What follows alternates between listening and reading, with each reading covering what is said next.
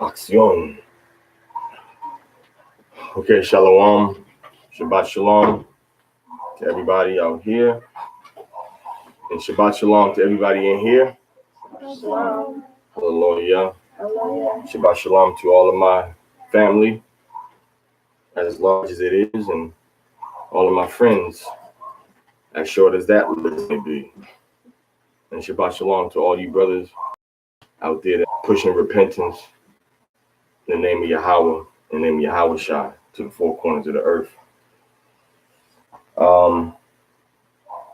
Shema Yasharala Yahweh Eloheinu Yahweh Echad. Hear, O Israel, Yahweh our power, Yahweh is one.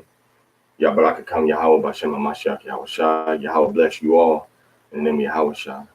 Once again, giving our respect and condolences and prayers, literally, to the family of Joy Morgan over in England, who was by all accounts murdered by a man that was a member of an Israelite organization in England. So our condolences and our respect and our love, goes out to her and her family.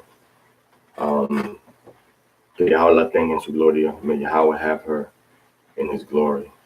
And also keep in your prayers some family members in actually two family members in Columbus, Ohio, both dealing with issues of two female family members that are both dealing with issues of their hearts under doctor's care right now. So send them up in your prayers also, please.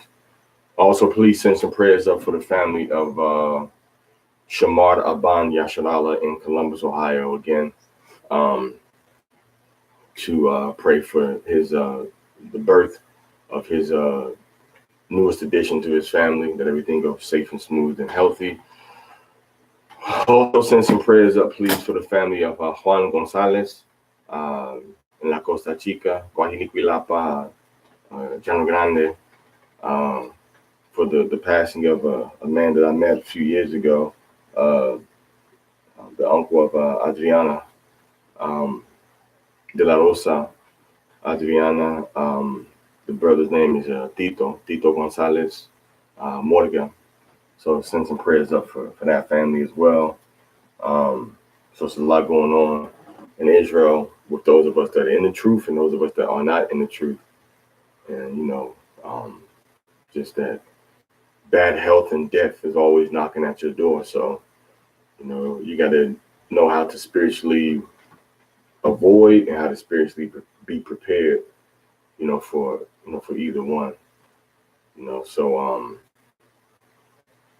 so please send your prayers up for those of our family members, like I said, in Columbus, who are having heart issues, to, older women having issues, biological issues with their hearts. So send some prayers up for them. Shamar Bond, send some prayers up for him and his new addition to his family. And send some prayers up for the family of Joy Morgan, who was murdered by all accounts of the information that we have right now. And send some prayers up again also for the Most High console the family of Tito Gonzalez Morgan from Llano Grande, Tapexla, from Llano Grande, Tapexla, in La Costa Chica, not too far from Guajiniquilapa, not too far from Guaji. All right, so that's what we got going on now. So remember now, we're what day of the month are we in? We're in the 12th month, and that was changed from last night. No, we're in the from last night was 27th, so we're in 27th day of the month, and then 4 more nights we'll be entering into the 13th month. We have 13 months this year, and also in 34 more evenings, 34 more nights, we'll be entering into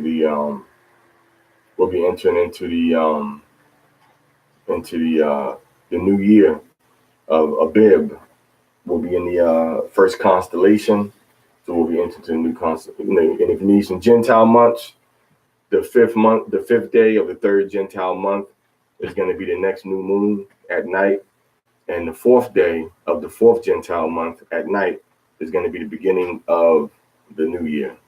That's going to be the beginning of the new year. So the fourth day of the fourth Gentile month is going to be New Year.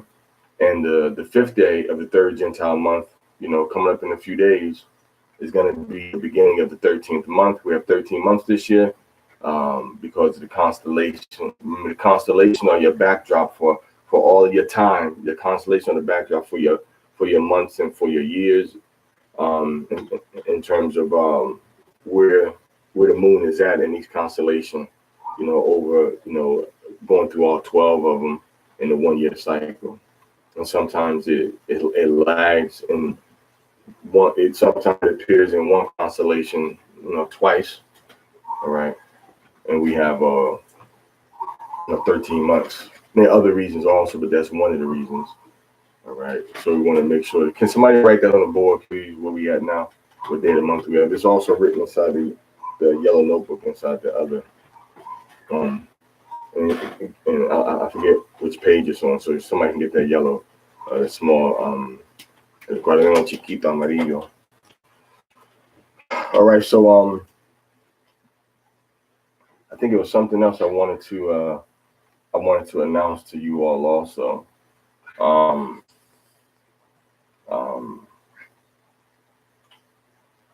I think I have it. Is it 27 now? We're in day number 27. It's 4 more. Okay, I want to announce to you all. Yeah, because it flipped around. I want to announce to you all, also that, this walk is about you and the Torah, man. And that's why, I'm gonna be honest with you. I love going into the breakdowns and stuff, and but I teach brothers and I teach my family that if you're gonna battle a doctrine or battle a lie, if you can't do it with the Torah, man, then what good are you? Because that's what the Father is going to use to determine what's right and wrong. That's what Yahweh is going to use to determine what is right and what is wrong in your life. When you look in the book of John, chapter 5, verse 45, it tells you, think not that I will accuse you to the Father. So even Hamashiach said, I'm not going to accuse you to the Father. There's one that accuses you already, even Moses, in whom you trust. So you got to understand what Moses is saying to understand what Hamashiach is saying, and to understand what anybody else is saying and through the whole scriptures. So if you got to understand, what Moses is saying to understand what Hamashiach is saying, how much more, if you're trying to understand Ezekiel, I need the notebook still. If you're trying to understand Ezekiel, if you're trying to understand Mark or Isaiah, or you're trying to understand Revelation, you got to understand the Torah, the law first. It's all there. That's why we, as the children of Yasharallah that are out on these streets teaching, there's only two things that are going to make our people come back to the Most High and get up out of these captivities that we're in. And those two things, are repentance and obedience. Repentance and obedience. And for us to, sit down and, try to, argue people about doctrine. We all got doctrines that we may do and believe that ain't right.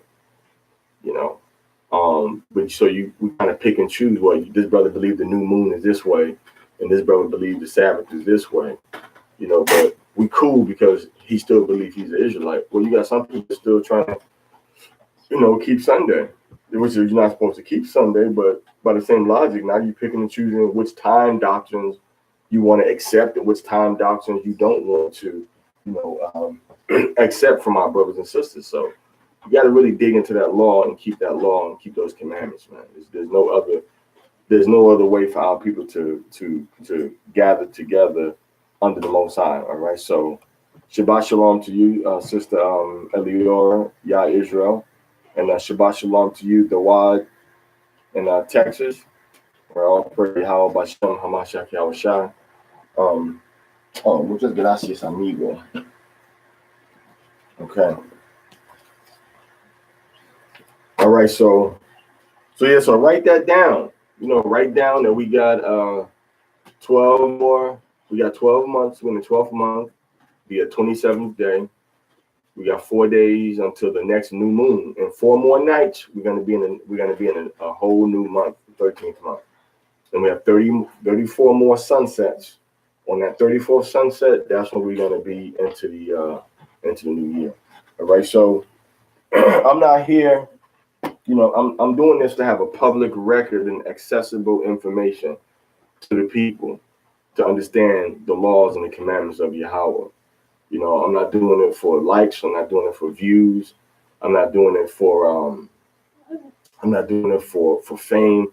I'm doing it because our people, the children of Yasharallah, deserve a source of understanding of the commandments, of the laws of the Most High, that's coming from their perspective as the children of Israel. And as I searched, I didn't see that anywhere out there. I saw people doing Shabbat services and they got videos and they singing or they're doing a procession or whatever. But I didn't see any resource where we were going over each aliyah or each parasha of the Torah. I didn't see that. So there's a severe lack, in our community. So even though we teach the law, we used to Shabbat Shalom, Eve Lucas. Even though we teach the law, we used to teach the law and go over in so much detail on the Shabbat. And we did that because that was the only time that we were really getting together to review the Shabbat. Even when we were, over on 26th Street, we were still, not 26th, I'm sorry, 26th Avenue. 26th Street, yeah. We were on 26th Street. We would still go over the law the second day of the week, the fifth day of the week. We have a synagogue service, second day of the week and the fifth day of the week. Then on Torah, we would still go into a lot of details. So when you see me reading from the Torah on the Shabbat and you see us just reading through it and not going into like super specific details, that's because we go into those super specific details a lot of times, throughout the week. So you really got to tune in throughout the week to really get the specific details and the small nuances and the jewels of wisdom, that she wisdom shows to me, to put in my spirit and to share, with me, to share with you, so that we all can live what we're learning in a better, more applicable way when we read it, from the Torah, from the Tawara, of Yahweh.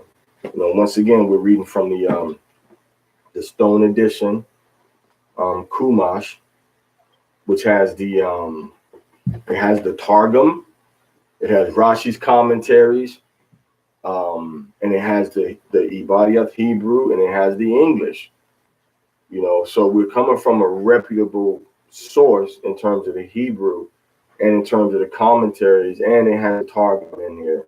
So when we read from here, it's a historically accurate rendition of the scriptures, and as well as it's a little older than what you may call the King James Bible, and it has commentaries that's a little bit older than the King James Bible commentaries people may have put, in the centuries later. All right, so we're starting in the name of the Torah portion is Vayak'hel or Vayak'hel, which is Vayak'hel, which means and he gathered. So Masha is gathering the people together now to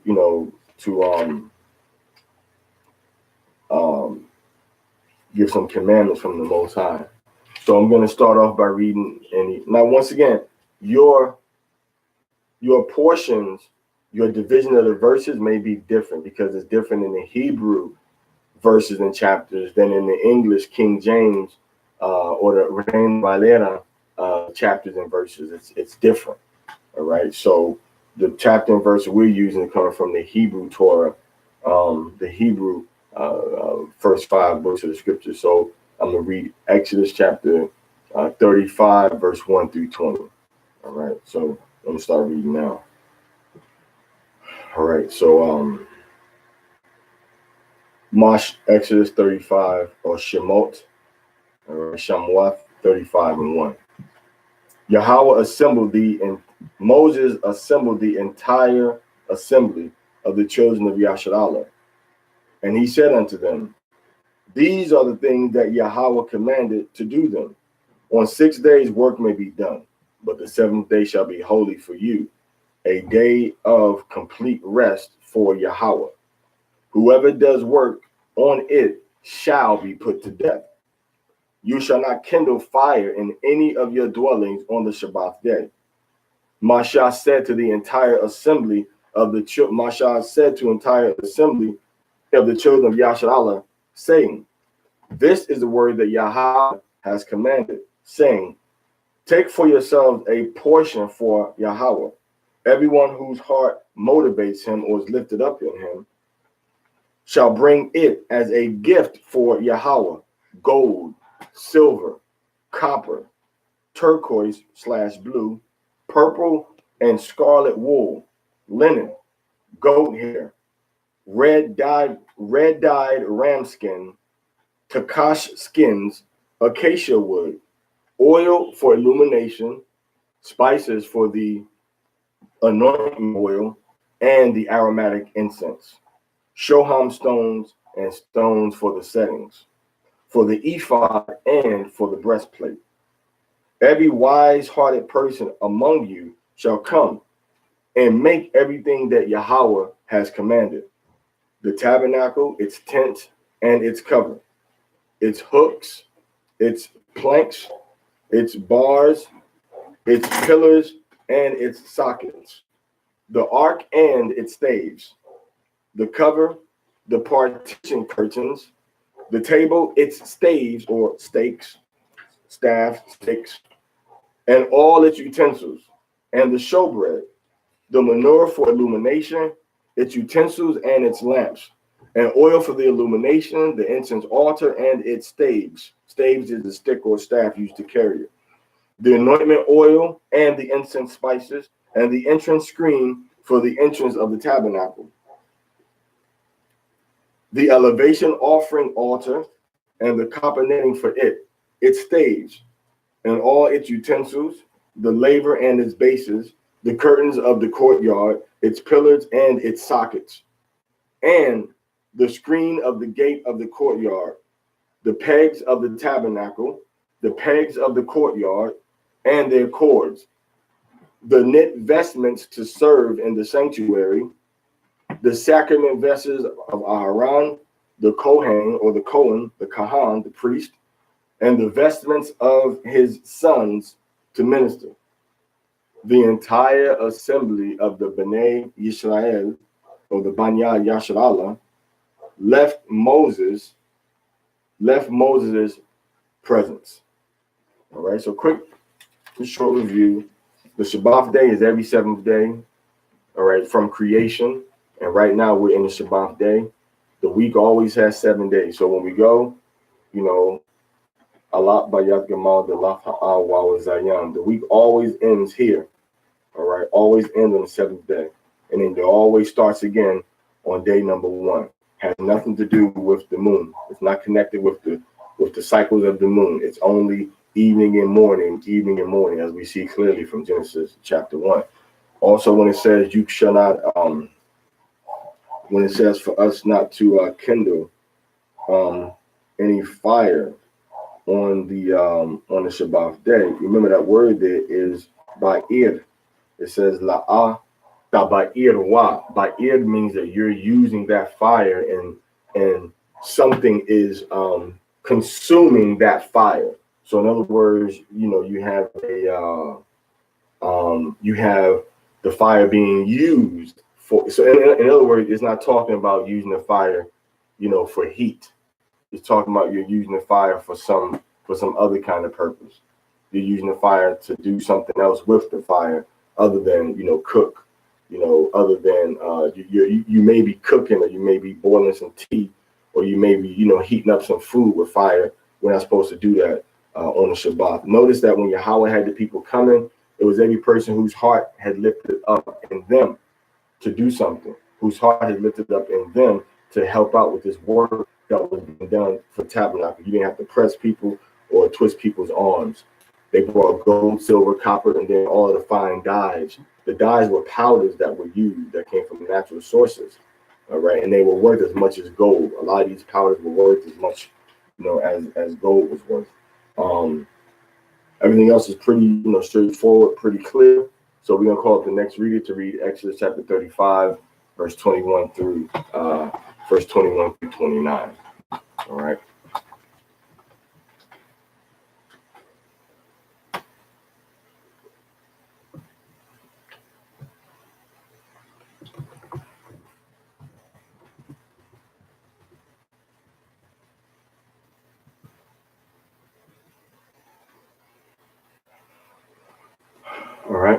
Mori ban Parzab ban God ban Shala. Aimadwa, Barakwa, Yabraka Kami Hawa Shim Yavshai. Yabaraka Yahweh Bashem Yahushai.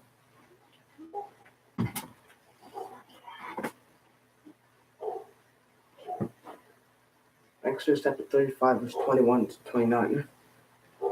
Every man whose heart inspired him came to everyone whose spirit motivated him, brought the portions of Yahweh for the work of a tent of meeting, for all of its labor, and for its sacred vestments. The men came with the women. Everyone whose heart motivated them brought bracelets, nose rings, rings, body ornaments, all sorts of gold ornaments. Every man who raised up an offering of gold to Yahweh, every man with whom was found turquoise, purple, scarlet wool, linen, and goat hair, red dyed ram skins, and Takash skins brought them. All who separated a portion of silver or copper brought it as a portion for Yahweh, and everyone with whom there was acacia wood for any work of labor brought it. Every wise-hearted woman spun with her hands, and they brought the spun yarn of turquoise, purple, and scarlet wool, and the linen. And all whose hearts inspired them with wisdom spun the goat hair. The leaders brought the shoham stones for the setting of the ephod and the breastplate, the spice and the oil for illumination, and the anointment oil and the incense spices. Every man and woman whose heart motivated them to bring for any of the work that Yahweh had commanded to make through Mashah, the children of Yasha'Allah brought free will offerings to Yahweh.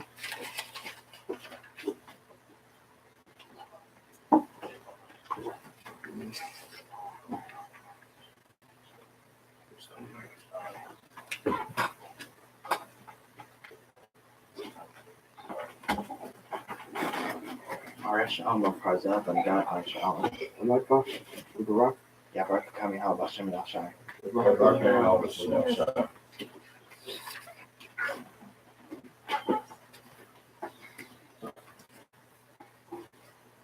Exodus chapter 35, verse 30 to Exodus chapter 36, verse 7. Mashah said to the children of Yasha'Allah, see, Yahweh has proclaimed by name Bezaleel, son of Uri, son of Hur, of the tribe of Judah. He filled him with godly spirit, with wisdom, insight, and knowledge, and with every craft, to weave designs, to work with gold, silver, and copper, stone cutting, setting, and wood carving, to perform every craft of design. He gave him the ability to teach him and Holiab, son of Ahisamach, of the tribe of Dan. He filled them with a wise heart to do every craft of the carver, weaver of designs, and embroiderer, with the turquoise, blue, purple, and scarlet wool, and the linen, and the weaver, and the artisans of every craft and makers of design. Kal Shara, Debari Hala, Na'isha, Wanashima. Allah Hala said, what are we doing here? Exodus chapter 36, verse 1. Bezaleel shall carry out with the Holiab and every wise-hearted man within whom Yahweh has endowed wisdom and insight to know and to do all the work for the labor of the sanctuary, everything that Yahweh had commanded. Mashah summoned Bezaleel, Aholiab, and every wise-hearted man whose heart Yahweh had endowed with wisdom, everyone whose heart inspired him to approach the work to do it. From Mashah's presence, they took the entire gift that the children of Yasha'Allah had brought for the labor of the sanctuary to do it. But they continued to bring him free-willed gifts morning after morning. All the wise people came, those performing all the sacred work, each of them from his work that they were doing, and they said to Mashah as follows, the people are bringing more than enough for the labor of the work that Yahweh has commanded to perform. Mashah commanded that they proclaim throughout the camp, saying, man and woman shall not do more work toward the gift for the sanctuary, and the people were restrained from bringing, but the work had been enough for all the work to do it, and there was extra. I finished reading all the overview. Yahweh chose Bezaleel from the tribe of Judah he filled him with a Holy Spirit with wisdom, and what he could do, like he could carve stuff with wood, and he could build stuff. And he chose Aholiab to help him. He was from the tribe of Dan. And everybody that was wise was in charge of building the sanctuary. So they got the people to bring stuff to help with the sanctuary. And eventually they kept bringing stuff day after day after day until there was more than enough. And then the wise-hearted people told Masha that the people were bringing too much stuff. So Masha said that they need to stop bringing stuff. And they stopped bringing stuff, and there was enough for all the work. And then even when they were done with the sanctuary, there was still more.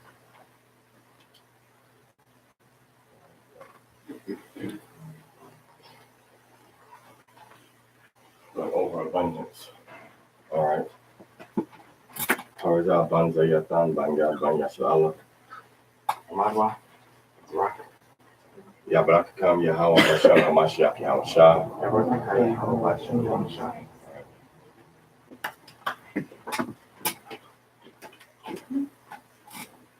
This is Ezekiel. This is Exodus chapter 36, verses 8 through 19. All the wise-hearted among those doing the work made the tabernacle, 10 curtains of linen, twisted with turquoise, purple, and scarlet wool. They made them with the woven design of cherubim. The length of each curtain was 28 cubits, and the width of each curtain was 4 cubits. So you take the cubits and multiply that by 1.5, and that gives you the dimensions in feet. All right, in feet. All right, the same measurement for all the curtains. He attached 5 curtains to one another, and 5 curtains he attached to one another. He made loops of turquoise wool, blue, on the edge of a single curtain at the end of one set.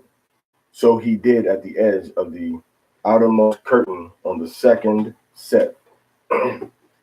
He made 50 loops on the one curtain, and he made 50 loops at the end of the curtain that was on the second set. The loops corresponding to one another, that means right across from each other. He made 50 clasps of gold and attached the curtains to one another with the clasps made out of gold. So the tabernacle became one. When his tabernacle became one again, he's going into the Mishkan. All right. HaMishkan or Mashakan is the tabernacle. He made the curtains of goat hair for the tent over the tabernacle. He made them 11 curtains. The length of each curtain was 30 cubits, all right, 45 feet. And the width of each curtain was 4 cubits, 6 feet. The same measurement for the 11 curtains. He attached 5 curtains separately and 6 curtains separately. He made 50 loops on the edge of the outermost curtain of the set. And he made 50 loops on the edge of the curtain of the second set. He made 50 clasps of copper to attach the tent so that it would become one. He made a cover for the tent of red-dyed ram's skin and a cover of takash skins on top. All right, so this quick review of this from the bottom to the top. Now remember, when he made these curtains, he made 5 and then 11, 5 and then 6. Remember, on that fifth one, the fifth one was double. Remember, the fifth one was double. All right, so you still had, so that's kind of showing us how, like Joseph is the fifth, like the tribes, okay, but he's split up into two two different tribes, Ephraim and Manasseh, became the tribe of Joseph, and they also had territory, just like their father. But the namesake is for Manasseh has two portions on the east side and on the west side of Jordan, and then a party in Ephraim has a portion which is on which was on the west side of Jordan. Also, as Cuba, which is Manasseh, has a portion in the Caribbean, and then they can come up to the Americas, wherever they want to, whenever they want to. They get asylum in America whenever they want it. And then the tribe of Ephraim, which is the Puerto Ricans, they were consolidated into the American political boundaries, so they can go back and forth from their territory into America like they want to. So you still kind of see that double portion, being given to them. All right. Being given to them. And then when you talk about, the other son, which is Benjamin, you got the West Indies, maybe U.S. Virgin Islands, got a little bit of double portion because they can go from the Virgin Islands to America, as they want to. But that's just showing us that the kind of thing that they had in the old world is similar to the thing that was given to them, in the new world, whenever mankind had dwelt in this Western hemisphere. So that's the breakdown on the curtains. Now this Mishkan, or this tabernacle, was for the dwelling, of Yahweh, and you had the gold clasps to hold that curtain together. So it was clasps made out of gold. All right. So when we talk about the different colors, remember they would take this thread and it would the yarn was dyed, and then from that yarn they made the thread from the yarn. All right. Some people say they weave the yarn. You know what I'm saying? But they probably took that yarn and made that yarn into a thread. And then from the thread, they probably would, did the thread. Because you need yarn to start out with before you get the thread. You know what I'm saying? So the filaments are a little more loose inside of yarn. They're a little more tight and firm and defined when you're dealing with thread. That's about it. All right, so we can have Amadia come up and read Exodus chapter 36, verse 20 through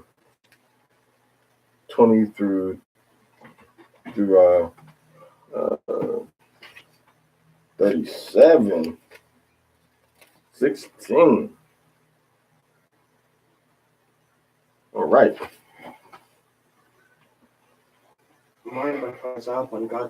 Amadwa, Barakwa. Yabarakah Yahweh Bashem Yahushua. I'll try to bring it up to you.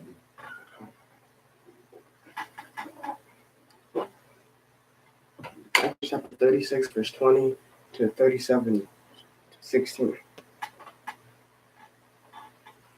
He made the planks for the tabernacle of acacia wood, standing erect. 10 cubits was the height of the plank, and a cubit and a half was the width of each plank. Each plank shall have 2 tenons parallel to one another. So he did for all the planks of the tabernacle. He made the planks for the tabernacle, 20 planks for the south side. He made 40 silver sockets under the 20 planks, 2 sockets under one plank for its 2 tenons, and 2 sockets under the next plank for its 2 tenons. And for the second wall of the tabernacle on its north side, he made 20 planks. There were 40 sockets of silver, 2 sockets under one plank, and 2 sockets under the next plank. For the back of the tabernacle on the west, he made 6 planks. He made 2 planks for the corners of the tabernacle in the back. They were even at the bottom, and together they were matching at the top to a single ring. So he did them both. At the 2 corners, there were 8 planks at their silver sockets and their silver sockets. 16 sockets, 2 sockets, 2 sockets under each plank. He made bars of acacia wood, 5 for the plank of one side of the tabernacle, and 5 bars for the planks of the second side, and 5 bars for the planks of the tabernacle at the back of on the west. He made the middle bar to extend between the planks from end to end. He covered the planks with gold, and made their rings as housing for the bars, and he covered the bars with gold. He made the partition of turquoise, purple, and scarlet wool, and linen twisted he made with a woven design of cherubs. He made for 4 pillars of acacia wood, and plated them with gold. The hooks were gold, and he cast them 4 sockets of silver. For the entrance of the tent he made a screen of turquoise, purple, and scarlet wool, and linen twisted, work of an embroiderer. Its pillars were 5, with their hooks, and he plated the tops and their bands with gold, and their sockets were 5 of copper. Kal Shema, the Vayak'hel, Na'ashah, Menashemai. All that Yahweh said, who we do, and here. Bezalel made the ark of acacia wood, 2.5 cubits its length, and 1.5 its width, 1.5 its height. He covered it with pure gold, within and without. He made for a gold crown all around it. He cast for them 4 rings of gold on its corners, 2 rings on its one side, and 2 rings on its second side. He made staves of acacia wood, and covered them with gold. He inserted the staves in the rings on the sides of the ark to carry the ark. He made a cover of pure gold, 2.5 cubits its length, and 2.5 cubits its width. He made 2 cherubs of gold. Hammered out did he make them from the 2 ends of the cover, 1 cherub from the end at one side, and 1 cherub Just put your head on again.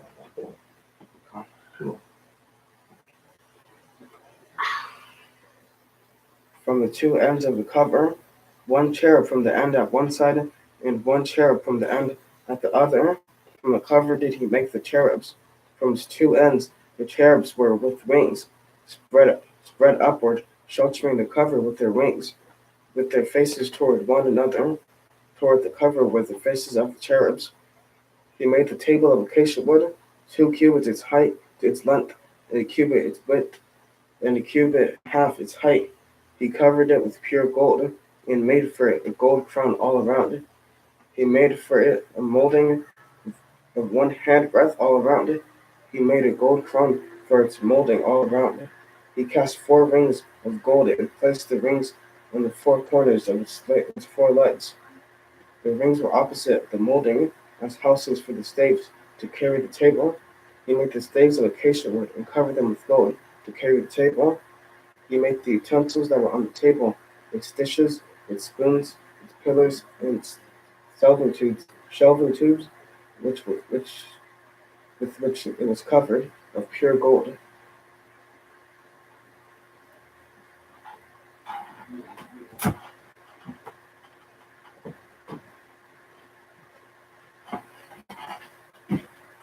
I'm about to pass it up and that finish on. Am I going? Yeah, we're kind of how much I'm shot. Yeah, that's how much you are shot. You doing a review of it at all? Is there anything worth reviewing? Hold up. Let me jump in here real quick. Let me see if I can find any nuggets in here. There's got to be a little bit of gold dust in here, man. You sifted through all this water, you ain't find you ain't find a flake of gold, bro. Like, you ain't find no gold in here, man. I bet not find no gold in here. If I do, it's come out of your check. Let me see what's in here, man. 20 planks. Whoa, man, I see something already. Okay, let's talk about he read about the corners, right?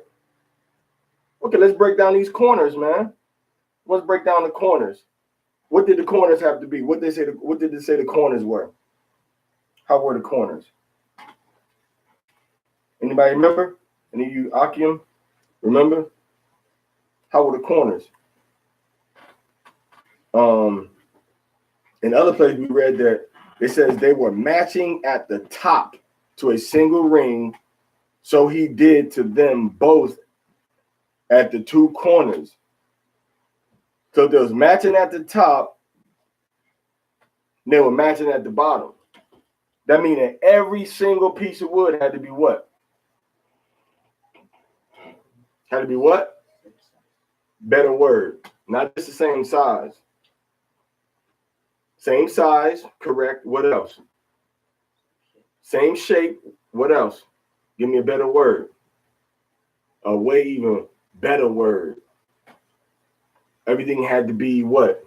Same size, same shape. What? Give me, come on. Had to be perfect. Everything had to be perfect. What happens if you draw in a square? What angle does each corner have to be of this whole mishkan, this whole mashikan with these four walls? What angle? What is the geometric angle that we need to have on each corner? We need to have 90 degrees. We must have 90 degrees. If we don't have 90 degrees, what's going to happen? Huh? Talk louder. Stand up and talk with confidence. If you're wrong, you're wrong. If you're right, you're right. Either way, you need to stand by your position with strength. It's not a square. It's not a square. It ain't a square. Right? So the mishkan, the mashikan, the corners of it had to be what? Had to be square. Square and what? What's the other word we just emphasized? Square and perfect. So there was no room for error. There's absolutely no room for error. No room for error. So I know in masonry, in Freemasonry, they talk about going from a horizontal to a perpendicular, meaning you're going from being on a low level to a upright level. But they get all that stuff from the Bible. A lot of it comes from right here, the tabernacle in Solomon's temple. They took that and tried to make it into a science, and then use it to go back to worshiping Osset and Horus and the Greek names Osiris and Ra and all of that. But as you becoming the tabernacle of the Most High of Yahweh, Bashem Hamashiach Yahweh Shai, presenting yourself and being purged and put through the fire and being cut down, and all of the waste that ain't going to be used being taken out of your life, you got to be perfect and stand upright to be that temple of the Most High. Your body is the temple. All right. So you got to be straight and upright, and you got to be perpendicular you got to be perpendicular. You have to be standing straight. You got to be walking upright in the laws and the commandments. All right. That's why if you look at Israel, the first three letters can also mean Yashar, can also mean upright. That's where they get the book of Jasher from. That word means upright. Okay, Yasha.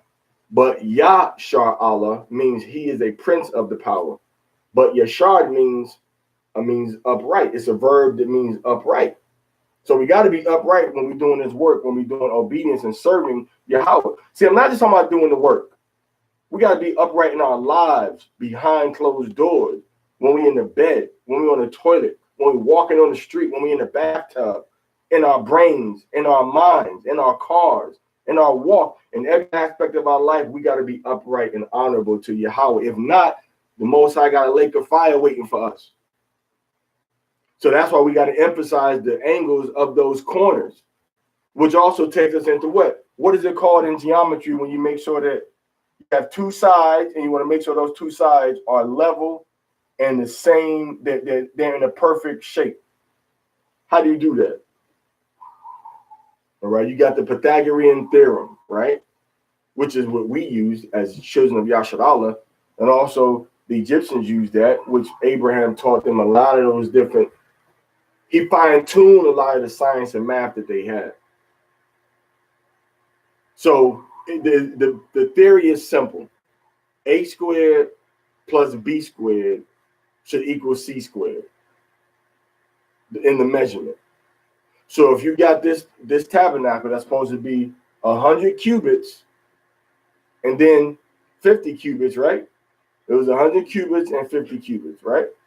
So now that means if I measure perpendicularly from one corner to another, I'm gonna have another line.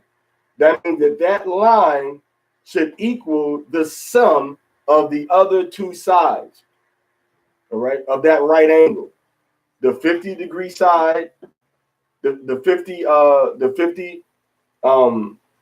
cubit side, and the 100 cubit side. So now I take a line from the long side and draw it down to the line of the short side opposite the 90-degree angle. Everybody following me? So you take it like this.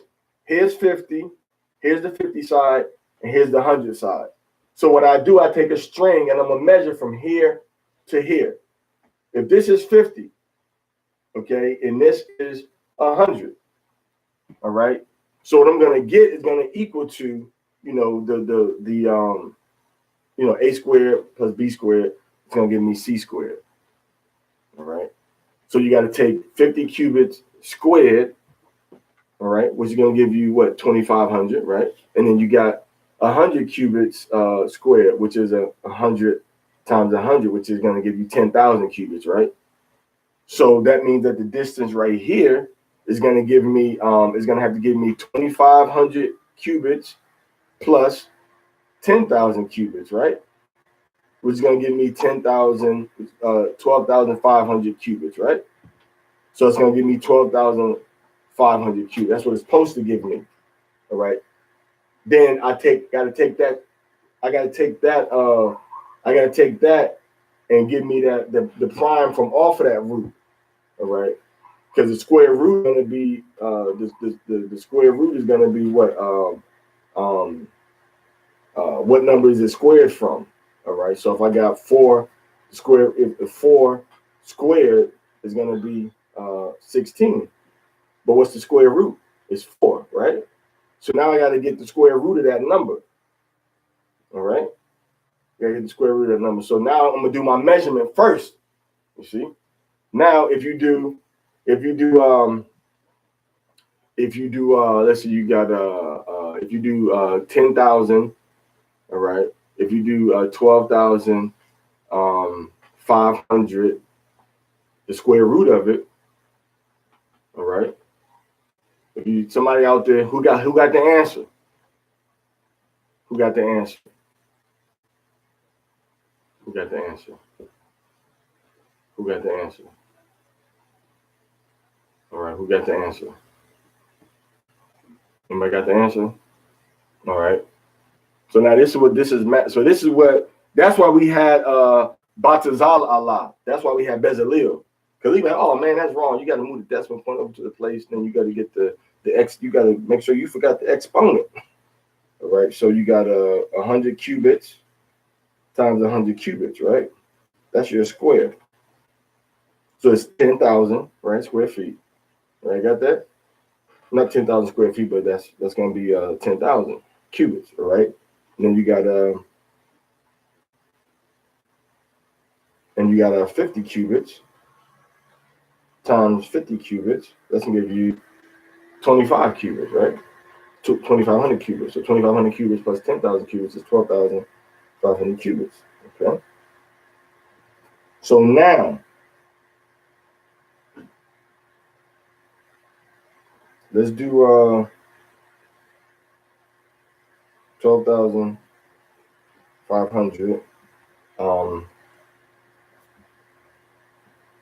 right, let's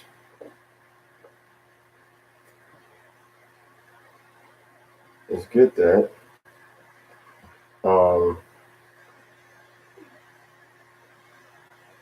That's the thing incorporated with me right now.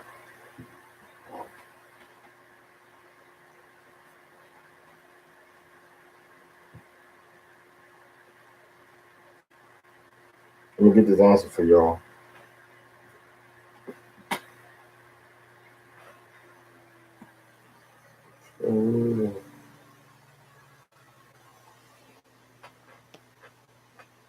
All right, that's going to give you 111.8. All right. Now, of course, dealing with these, we would have had a little more of a, 111.8 cubits. What that measurement would have been, 0.8, 0.8033. So of course we'd have had a little more fine tuning with Batazal Allah, and the Most High just made him have a spirit of genius on him. All right. So that's pretty much the type of math to be dealing with. You got to make sure that everything is perfect and square in your life. In your life. You got to make sure it's perfect and square. So once it's perfect and square, you know what, I'm not supposed to, eat this. I'm supposed to go to this place. You got to say, you know what, I'm not going to do it. Your math got to be right and exact when you're dealing with the Most High. Right and exact means you got to do what you know. If I tell you, if you know that you can eat meat, if you know you can eat, chicken or fish, or if you know you can eat lamb, you can eat goat, you can eat deer, you can eat buffalo. If you know you can eat these things, right? But you go to a place and you don't know what their policy is and how they cutting their meat and everything like that, are you going to take a chance eating there? No, don't take a chance eating it. Don't take that chance, right? Don't take that chance. You feel me? Don't take that chance. So now you know your math is right, because the Most High didn't say you must eat these things every day. He said these are the things that you need to eat when you eating meat. Now he said once a year you got to eat the meat for Pesach, right? That's what he said. So now you don't just go into a place, well, you know what? I'm in captivity. I don't know if I'm supposed to be eating it. So I got to eat this at this restaurant because we in captivity. We don't know. What the hell are you doing trying to feast and enjoy a meal out in captivity? See how contradictory that is, man? You see how contradictory that is? Well, it's not even my turn yet. It's Adiyasha's turn now, right? But you see how contradictory it is. Well, I'm in captivity. I'm just a post-slave in captivity. Woe is me. But I'm gonna go to the Thai restaurant and order some peanut butter chicken in captivity. With some black bean noodles, because I'm in captivity. So, we're gonna eat defiled meats among the Gentiles. All right. Remember Daniel. Remember the mother and her 7 sons in 2 Maccabees chapter 7. Remember the priest, the old man, the elder Eleazar, who died before he defiled his temple with unclean meat. So you got to stand on that same type of square, not a Masonic square, but you got to stand on the square of the tabernacle, the Mishkan, and make sure that your wall is straight up. And what were the walls covered in? What was each beam covered in? Each beam was covered in gold. So you've been put through that fire.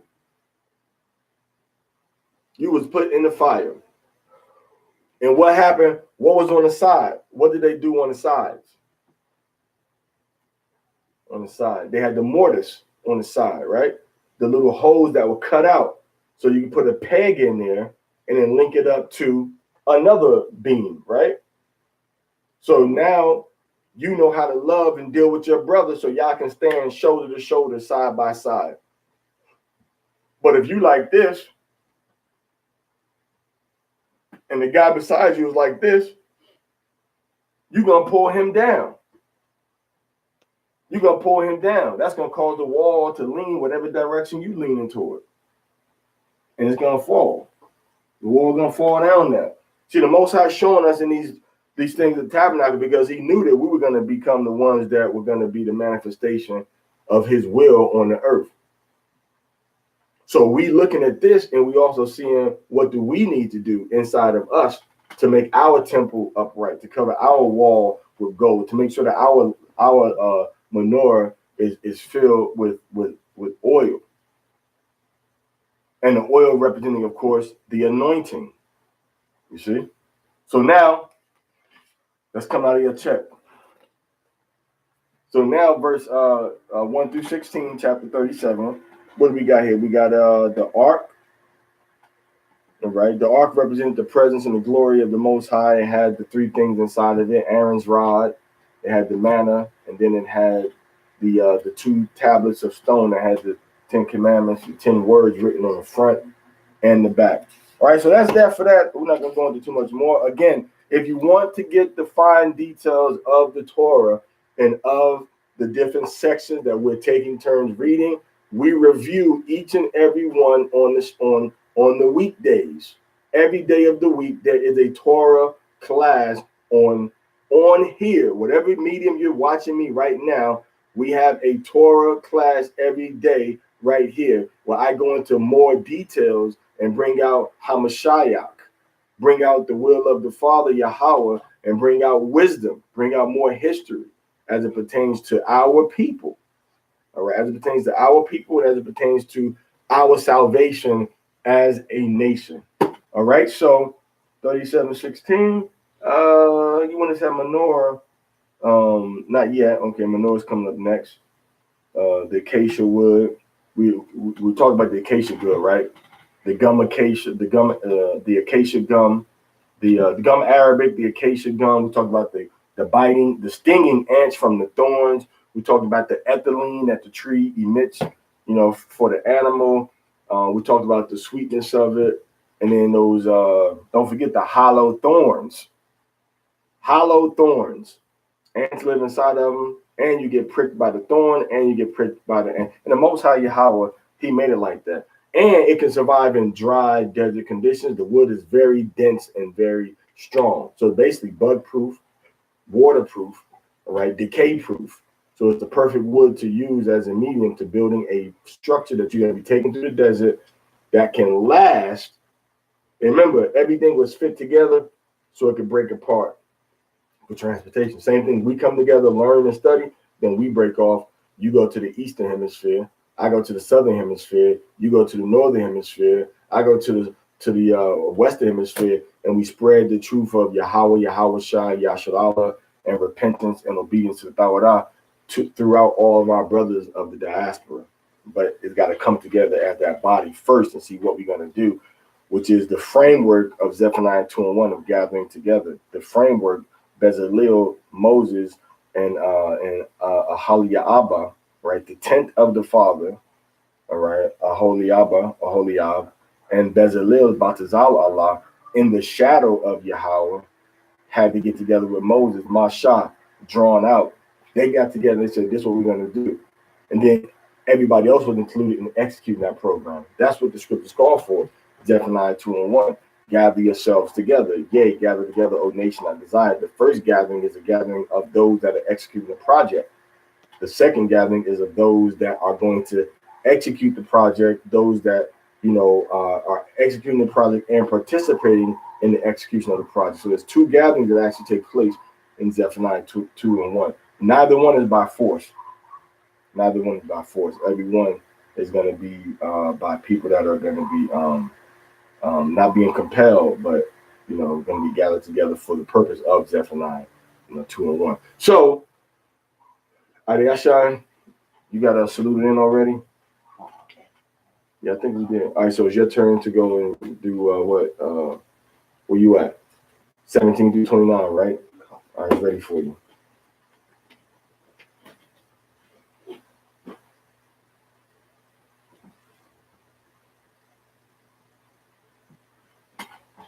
Line off though. He made a menorah of pure gold. Hammered out did he make the menorah. Its base and its shaft, its cups, its knobs, and its flowers were from it. 6 branches emerged from its sides, 3 branches of the menorah from its sides, and 3 branches of the menorah from its second side. 3 cups engraved like almonds on one branch, a knob and a flower, and 3 cups engraved like almonds, a knob and a flower on the next branch. So for the 6 branches that emerged from the menorah, and the menorah were 4, and on the menorah were 4 cups engraved like almonds, its knobs and its blossoms. A knob was under 2 of the branches from it, a knob was under 2 of the branches from it, and a knob was under 2 of the branches from it. For the six branches emerging from it, their knobs and branches were of it, all of a single hammered piece of pure gold. He made its lamps 7, and its tongs and spoons of pure gold. Of a talent of pure gold did he make it, and all its utensils. He made the incense altar of acacia wood, a cubit its length, and a cubit its width, square, and 2 cubits its height. Were from it were its horns. He covered it with pure gold, its roof and its walls all around it of its horns, and he made for it a crown, a gold crown all around. He made for it 2 gold rings under its crown on its 2 corners, on its 2 sides, as housings for staves with which to carry it. He made the staves of acacia wood and covered them with gold.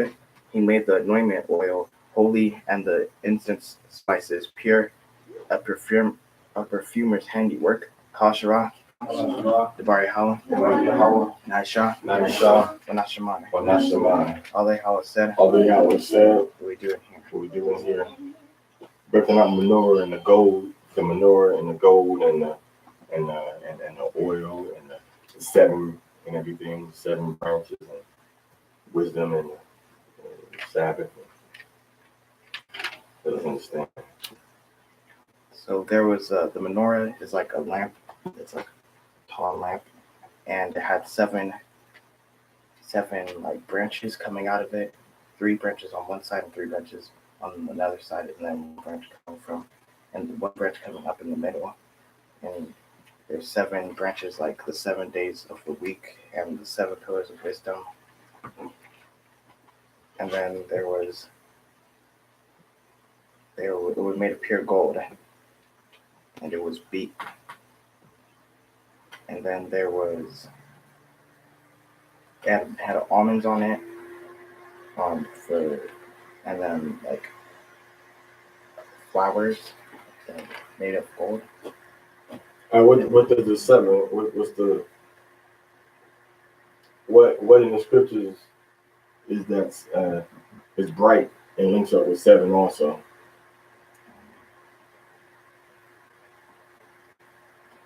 Why are you writing the code? I don't know. All right, you do know. All right, so what does the oil represent for us?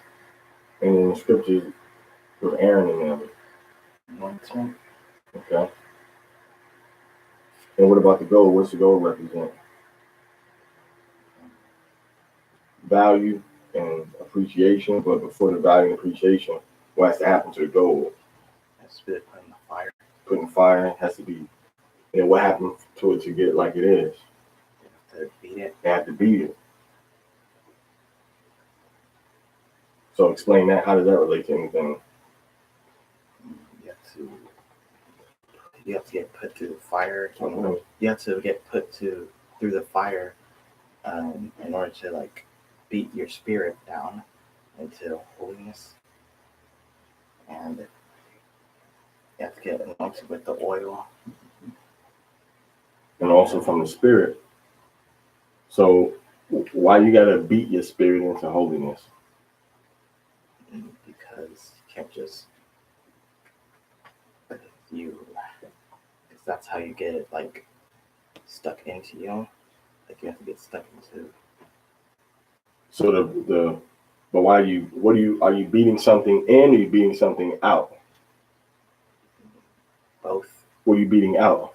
The sins and impurities, Mm-hmm. and then you're beating in the word of Yahweh, like holiness.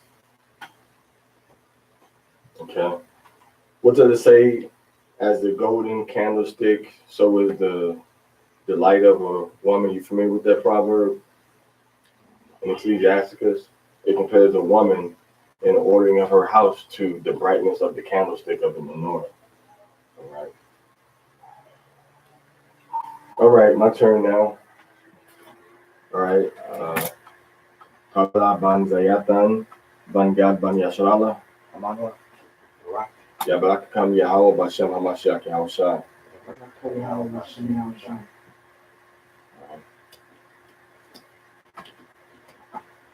All right.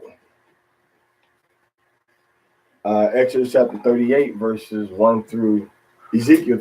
Exodus 38, verse 1 through 20. I don't know why I keep saying Ezekiel. Exodus 38, 1 through 20. Shabath 38, 1 through 20. Shemot 38, 1 through 20. All right. He made the elevation. Excuse me.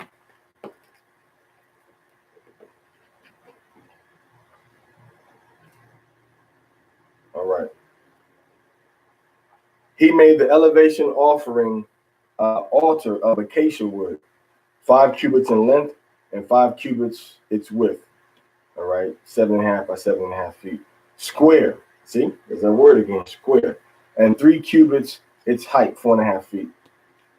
He made his horns on its 4 corners, from it were its horns, and he covered it with copper. He made all the utensils of the altar, the pots, the shovels, the basins, the forks, and the fire pans. He made all its utensils of copper. He made for the altar a netting of copper meshwork, below its surrounding border, downwards unto its midpoint. He cast 4 rings on the 4 edges of the copper netting, as housings for the staves. He made the staves of acacia wood and covered them with copper. He inserted the staves into the rings of the altar on the sides of the altar, with which to carry it. Hollow of boards did he make it. He made the laver of copper and its base of copper. From the mirrors of the legions/armies who massed at the entrance of the tent of meeting. He made the courtyard on the south side, the lace hangings of the courtyard of twisted linen, and 100 cubits. Their pillars 20, and their sockets 20 of copper. The hooks of the pillars and their bands of silver on the north side, and 100 cubits. Their pillars 20, and their sockets 20 of copper.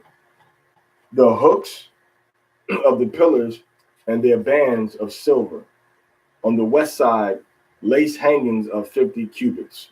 Their pillars 10, and their sockets 10. The hooks of the pillars and their bands of silver on the eastern side, 50 cubits.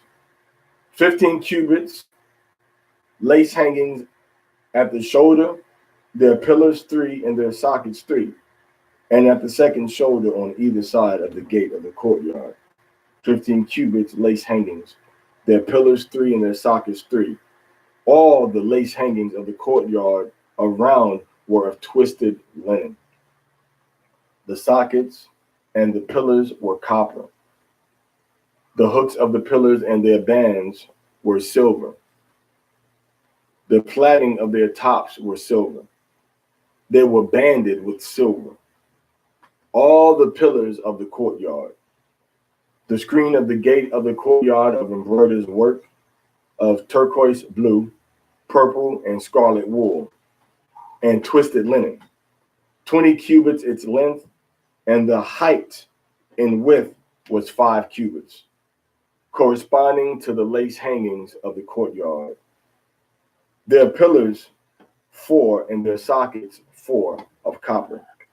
Their hooks silver, and the plaiting of their tops and their bands silver. All the pegs of the tabernacle of the courtyard all around were copper. All right, so just getting into this, that they had the mirrors were taken down. They had the copper mirrors, all right, and they used those mirrors to use for the copper that they needed. All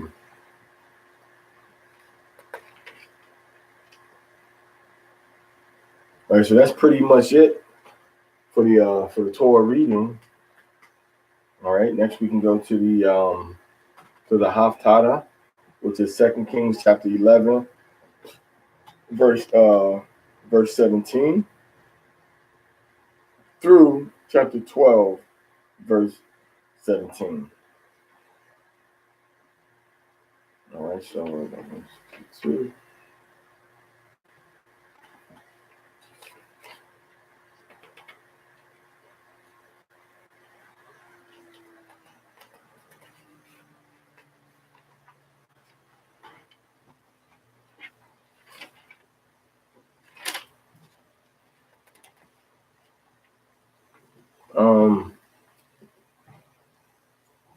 Is that right up there? You sure that's right? So I got inside here we have 1 Kings chapter 7.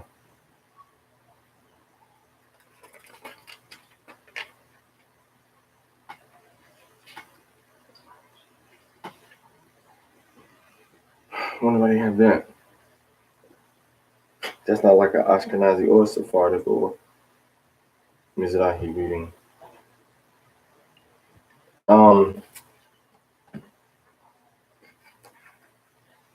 Is that Chabad?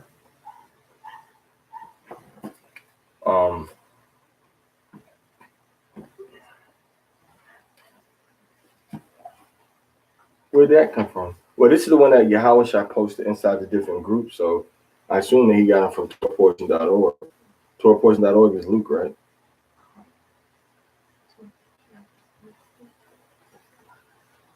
No, I'm talking about the Luke.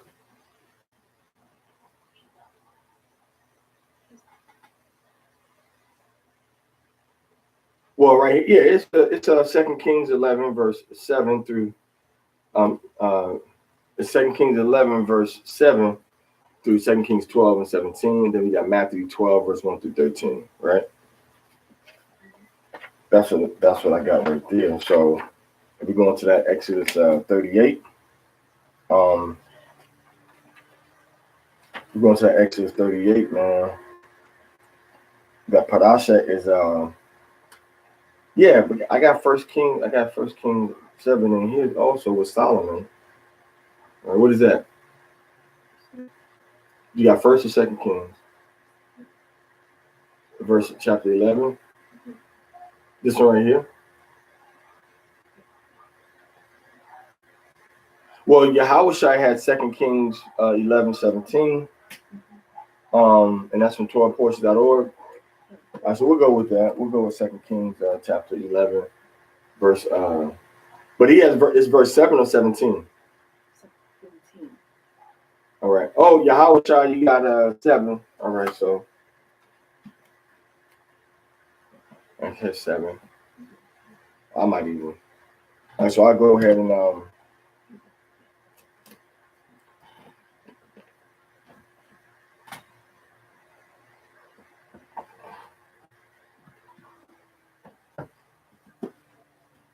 all right, so 2 Kings chapter 11, verse 17.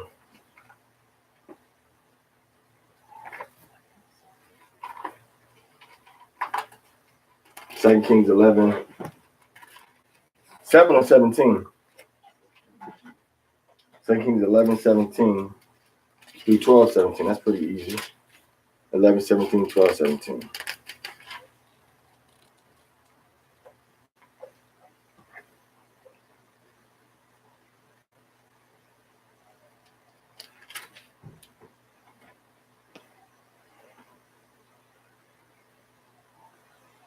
Okay, Mardia. Nana Shaman Ban Paraza. All right.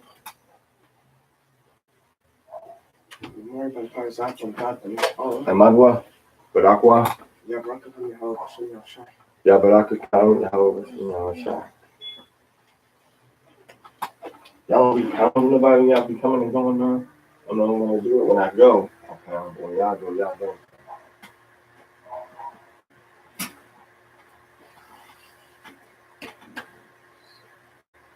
Twelve, 11:17, 12:17.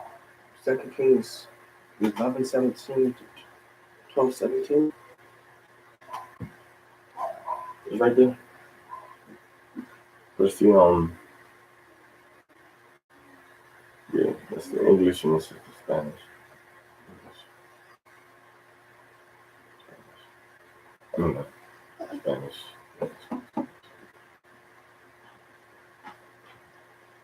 And Jehoiada made a covenant between Yahweh and the king of the people, that they should be Yahweh's people, between the king also and the people. And all the people of the land went into the house of Baal and break it down. His altars and his images break they into pieces thoroughly, and slew Matan, the priest of Baal, before the altars. And the priest appointed officers over the house of Yahweh. And he took the rulers over hundreds, and the captains, and the guard, and all the people of the land, and they brought down the king from the house of Yahweh, and came by the way of the gate of the guard to the king's house. And he sat on the throne of the kings. And all the people of the land rejoiced, and the city was in quiet, and they slew Athaliah with the sword beside the king's house. 7 years old was Jehoash when he began to reign. In the 7th year, Je- Jehoash began to reign. And 40 years reigned he in Jerusalem, and his mother's name was Zibiah of Beersheba.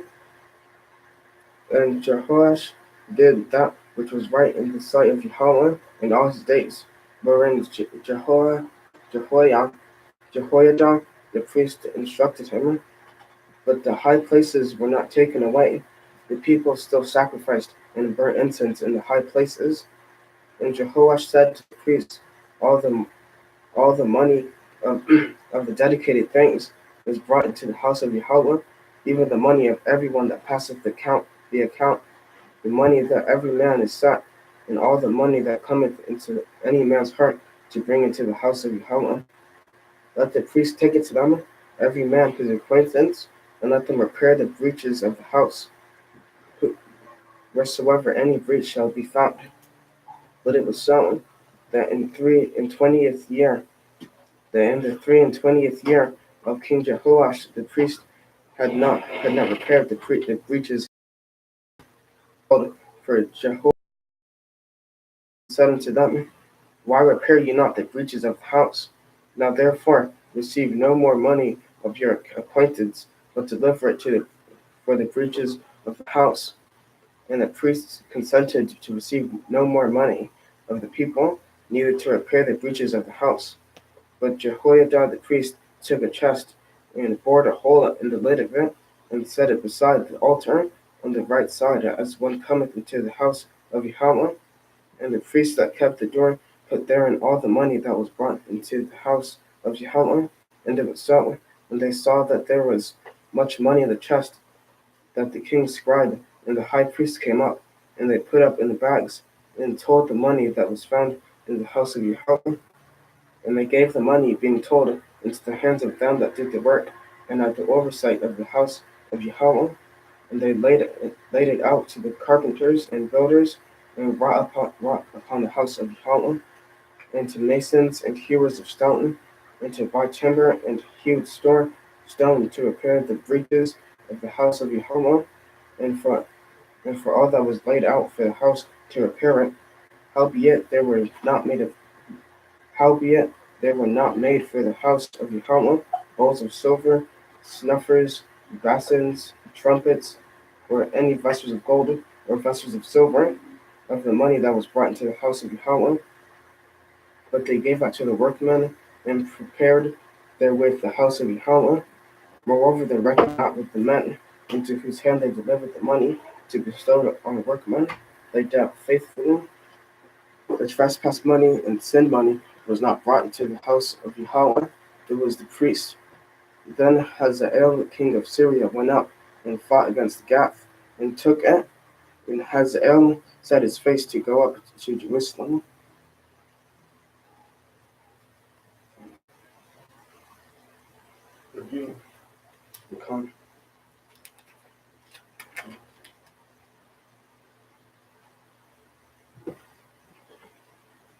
And Jehoiada, who was a priest, he made a covenant that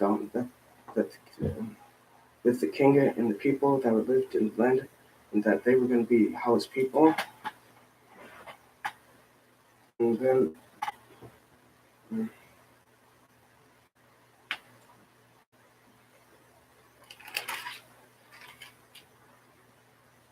and like,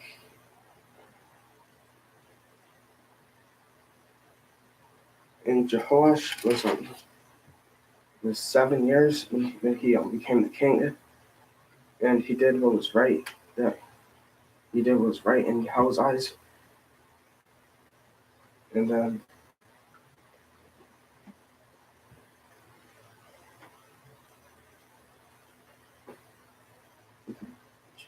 he said to the priest to get money to fix the breaches that are in the house of Yahweh. and then and after he said it, then the priest they didn't repair the breaches yet. So then the king called this for the priest, and then he called for all the priests, and then he asked them why they didn't repair it, and he said to them to not receive any money and to give it to use the money to repair the breaches. And then the priest, he took a chest, and then he made a hole inside the top of the chest, then he put it beside the altar, so that they would put all the money inside of that. And when there was a lot of money inside the chest,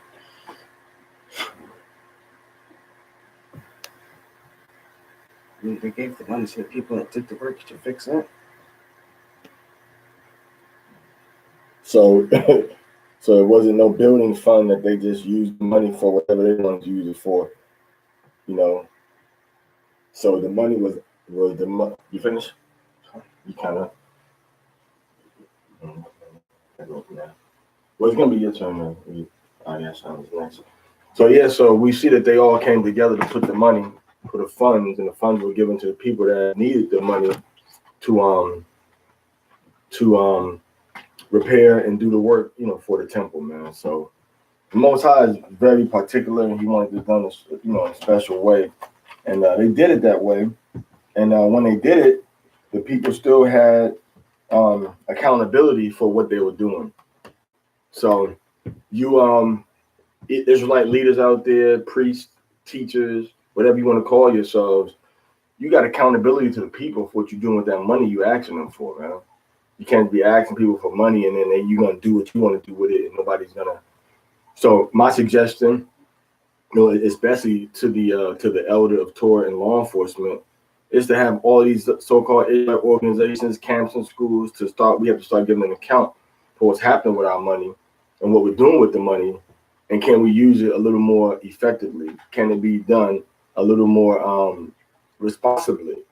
Not to just bash anybody or just put anybody in jail for extortion or embezzlement, but just saying, hey, this could be done this way a little better, because a lot of you brothers may not have accounting or financial leadership experience, and some other brothers may have. Some other women may be able to show you how to better allocate, and manage, those funds.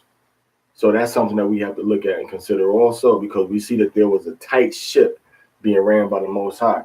And that's one of the downfalls of trying to be your own person away from everybody else with just your own little crew, and you only interact with people when you want to, is that you have no oversight.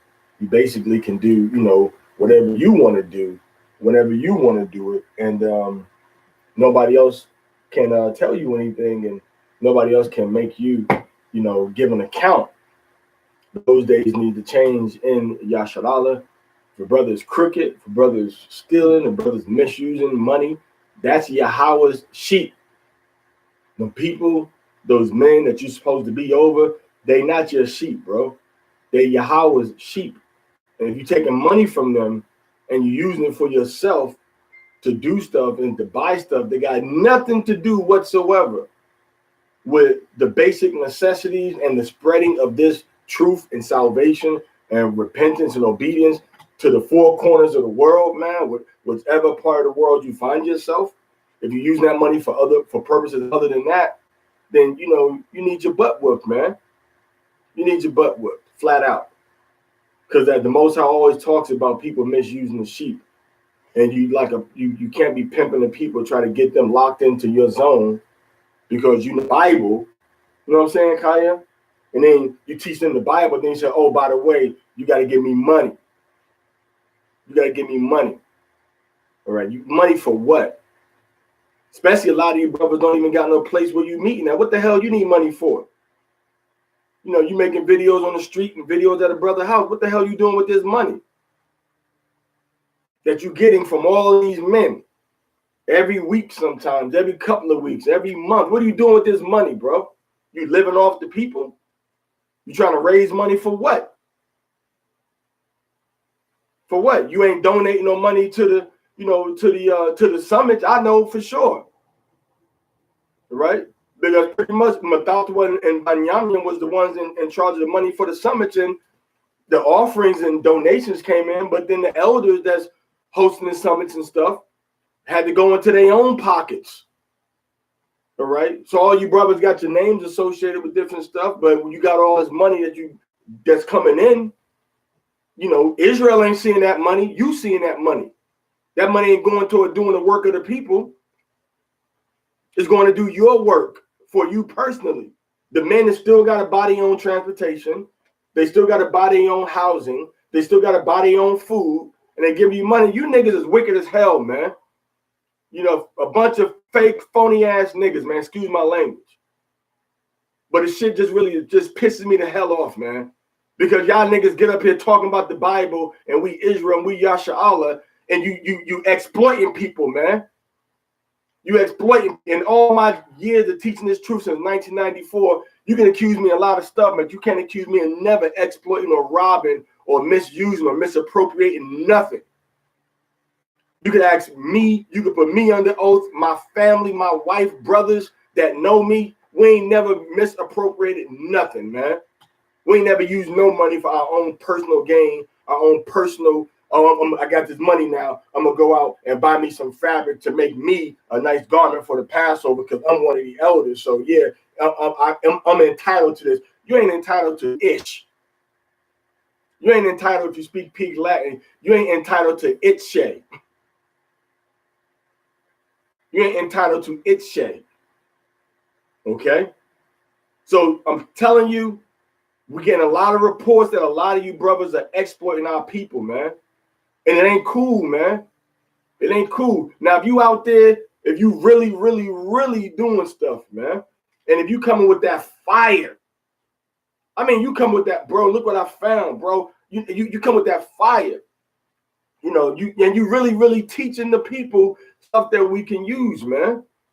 Yeah, because you got some real, real good teachers out here in Yasha'Allah that really should be on some type of pay staff, man, for the knowledge they can contribute. I can think of a few of them, you know, off the top of my head that I know bring forth academic information that can be put together. And if they had the resource, they could do a lot in Israel, man. You got Karatazah Allah, you know, with the house of David, with the Hebrew. You got Karatazah Yah with Banya Yasha'Allah and Yasha'Allah in Ohio, you know, that with the Hebrew. You got Jediah Melech, you know, with the Hebrew. You got Malachi, you got Malachi Maccabee, you know, with honor and humility, you know, the order of Melchizedek camp in St. Louis dealing with the Hebrew. You got Karash, all right. I think he's dealing with he was with House of Israel, and then I think he's also have another name he's using, Mount Zion 144K. You know what I'm saying? So Karash, I mean the history. I mean, Karash is like, you pick any century in history, Karash can give you a daggone lecture about that century in history in any part of the world you daggone choose, man. I'm talking about brothers like that deserve to be endorsed and deserve, you know, brothers that really deserve to have financial backing to just study. And then you producing businesses, you know, to help support these brothers also to take care of their basic needs. When I say basic needs, I'm talking about food, clothes, and shelter. I'm talking about food, shelter that's built, no recurring expenses. And I'm talking about a farm that we got, you know, food growing. And I'm talking about planting linen fields or buying fabric to make garments. So once you get you a piece of land that got trees and you can make your own bricks or whatever, you don't got as much recurring costs. How come y'all ain't trying to do something like that? That's what we're trying to do. That's what we've done a couple of times, and yet we find ourselves here in northern Mexico again where we can't do it like we want to do it. You know what I'm saying, Mario? But the point is, man, that brothers think that just because they go out and start teaching the Bible, you know, that they entitled to take everybody's take everybody's money, man. Greedy niggas, man. Greedy, bro. Like just greedy. You can ask all the men, man, that I've taught, the camps that we've held, the people that we ain't never try to exploit or make nobody pay us no money, man. Pay us no money, and you want Tyson offerings, and you want a daggone, you got a Cash App, you got a PayPal, you got a GoFundMe, you got a Patreon. What else you got? You got a whole, you just using this truth to make money for yourself, because it shows, because you ain't really producing no more than anybody else is producing. But you got all this money. What you producing? What are you doing for the nation, man? It's all about your camp and what you want. Now, you may be doing stuff behind the scenes. You may have a school. You may have a house for widows, where you got widows and fathers living there totally free. You got the food you're giving them, all the expenses paid for. You got everybody clothes. That may be what you're doing with your money. I don't know. Maybe you got a school for orphans, a school for fatherless children, and a school for women whose husbands have died. Maybe you got a burial fund put to the side where we can help bury people that didn't have, insurance policies when they died. Maybe you got a school that you got set up for Israelites in elementary school age to come to you and learn their own history. Maybe you got a teacher on the payroll that you're teaching Hebrew to the children, Greek to the children, Spanish and English to the children. Maybe you're teaching them how to read the Torah in the modern and the ancient pronunciation. Maybe you teach them the Yemeni, the Sephardic, and the Ashkenazi pronunciation. Maybe even the Mizrahi pronunciation. What are you doing with all this money? You see, when we look in the scripture, we see what the money was being used for. Solomon had men that was over the money, and those men had to give an account to the men over them about this money. And that's why, a lot of people kind of state, not that's why, but that's one of the side benefits of staying by yourself. All right, well, we need to do, an inquiry, man. And then, if you're doing something wrong, just stop doing it and let's move forward. That's all. So, we have a lot of people out here, we know that don't really collect a whole bunch of money from the people, man. They don't collect money, but they're still getting this work done, man. You ain't paying a whole bunch of money for this and that, and you dividing costs. And I've told brothers, bro, don't pay. Bro, men that I've taught, men that consider me to be their elder, like, don't charge for the Passover. You figure out your cost, and then you divide that cost between the people that's going to be there. And if there's not enough money, then you as a leader need to come out of your pocket. Your top people at the top need to come out of their pockets and pay for whatever comes out short. That's what we've been doing.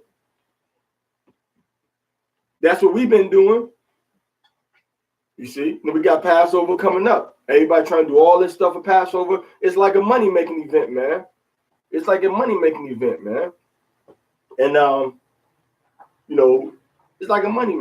for a lot of you brothers, but it's a solemn assembly, man, to remember Yahweh brought us out of captivity, and to remember that Yahweh HaMashiach was sacrificed for our sins. That's what it's about. And about you trying to get people together and trying to have a fun, good old party atmosphere. Of course, we're going to rejoice we came out of captivity, but there's still got to be a note of somber. How long are you going to be reading them scriptures? How long are you going to be actually rehearsing and discussing the Passover? What's going to be the core of the event? Is it going to be getting your plate and sitting down and socializing with everybody? Or is it going to be just, we got to go and, is it going to be street teaching? Is it going to be going and just sitting to, listening to music? Is it going to be just hanging out, just looking at the TV? What's it going to be? What's the core function of the Pesach? What's the core activity? Have you looked in history to see? You see, so when we read in 2 Kings chapter 11, verse 17, through 2 Kings chapter 12, verse 17, we see that these people brought money in. And that money was used for the building of the temple, the building of the implements of the temple, the building of the items needed, that the wall needed to be repaired. You see? The walls need to be repaired, and things of that nature. You see? Even the priest paid money to the high priest. But you just got all the money to yourself. If you say, let's just say, for example, you said, okay, I'm a priest or whatever, and you got Kahan that's supposed to be the priest for Mashra Yasha'Allah. Are you sending 10% of what the people give you to him? Since if you want to use those titles and that structure from the Bible, are you doing it the way that the Bible says? I'm talking about Kahan from LOZ. If you got that structure set up, Kahan from LOZ is supposed to be the main Levite, for Yasha'Allah and Mashra Yasha'Allah. So if you under that structure, are you dealing with him on that level to where, okay, here's 10% of what we got? And this is just a modification because we know based on the scriptures that tithes was for food, animals, livestock, and crops, and vegetables, and fruits that you were growing. It was not money that you've been working for. That's Catholicism. You want to turn away every part of the Catholic Church except for collecting them tithes. The Catholic Church collected tithes from money. The Israelites collected tithes from agriculture. And it was for you to celebrate at the temple during the feast days, number one. It was for the people in your land that lacked, number two. And number three, it was for the priest and the high priest of the temple of the sacrificial Levitical system and for the Levites. It was not for Bible teachers, for camp leaders, or for just any Levite, Judite, Danite, Gadite, anywhere to say, I'm going to get a certain group of Israelites and I'm going to collect 10% of their money so we can do the work of the Most High. And I'm going to tell y'all brothers something, man. All y'all brothers that act like, well, we need money to do this, money to do that. Let me tell you something, man. I've moved my country, my family, from daggone living in Canada beyond into the tropics. From beyond Canada into the tropics. I mean south of 33 degrees latitude north. Between 32 degrees latitude north and 33 degrees latitude south that they call the tropics, subtropical, right? So I've moved my family there with no 10% from nobody. I've gone and taught into Mexico, Guatemala, and into Belize, all right, with no 10% from nobody, all right? And I've gone to India, to Sri Lanka, with no 10% from nobody. Plain and simple, I wanted to go there. There was a brother that wanted to go, and then he footed the bill for the ticket to get over there. And then he funded some of the trip, the time that I was over there. All right. And then when I wanted to go beyond XYZ and go to other places, Sri Lanka and then back up to India, so on and so forth, then, it was out of my pocket. And you have brothers that donate here and there based on a specific project that's going on. All right. I mean, it was a brother. I'll give you an example. It was a brother that donated $300 toward a trip to Cuba. I said, well, look, man, I don't know, if I'm gonna even really be able to make it, into Cuba, man. So do you mind if I use that money for something else, for another trip to go and teach someplace else? The brother said, nah, man, you good. I trust you. I didn't just say, well, I got the $300. I ain't going to Cuba. Let me use it for something else. I contacted the person that gave me the money to go toward the trip in Cuba. And I said, look, bro, I don't know if I'm going to still go on that trip to Cuba. It's a lot going on here.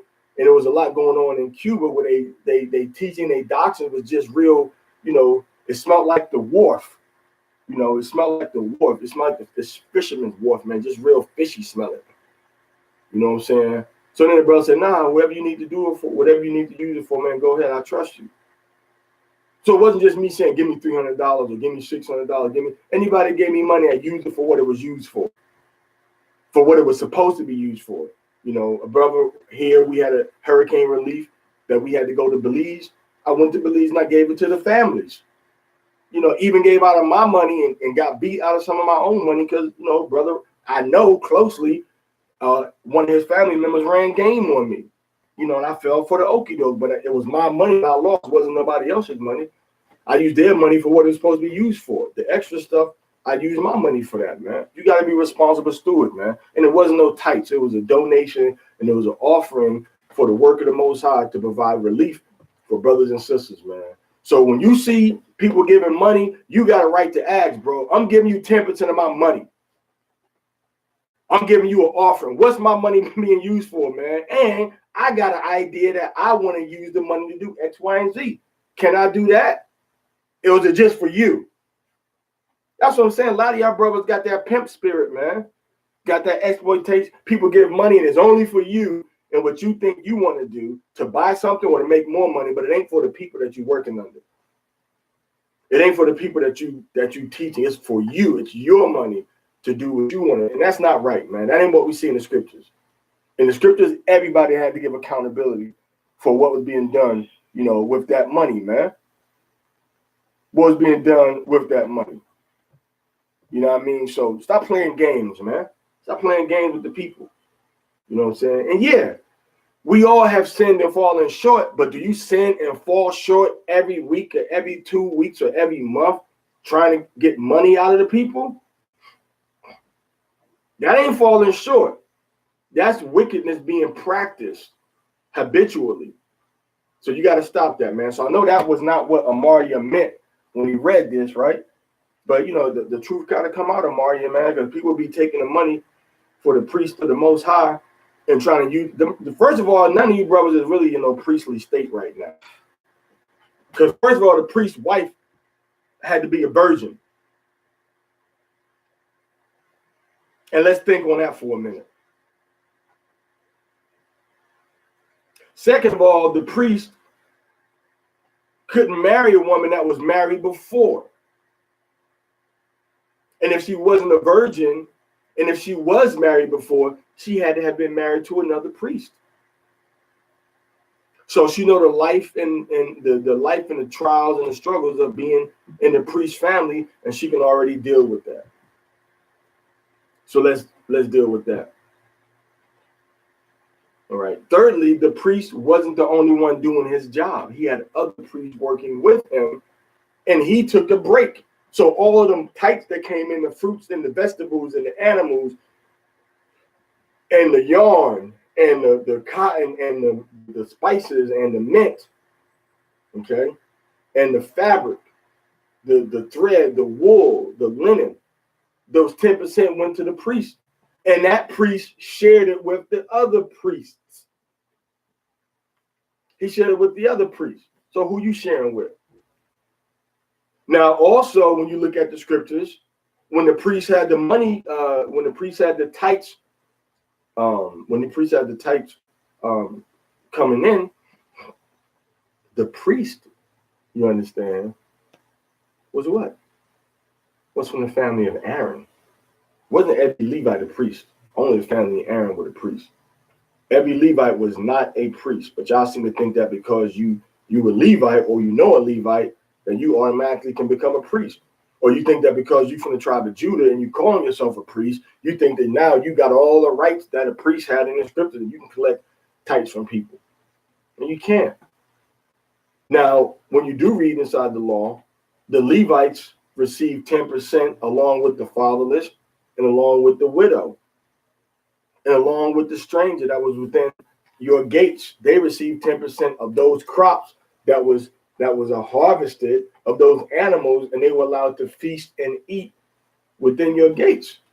Within your gates. So it was like every 3 years you had a storehouse and you opened it up for the Levites and for the widows and for the orphans. When I say orphans, I mean the fatherless.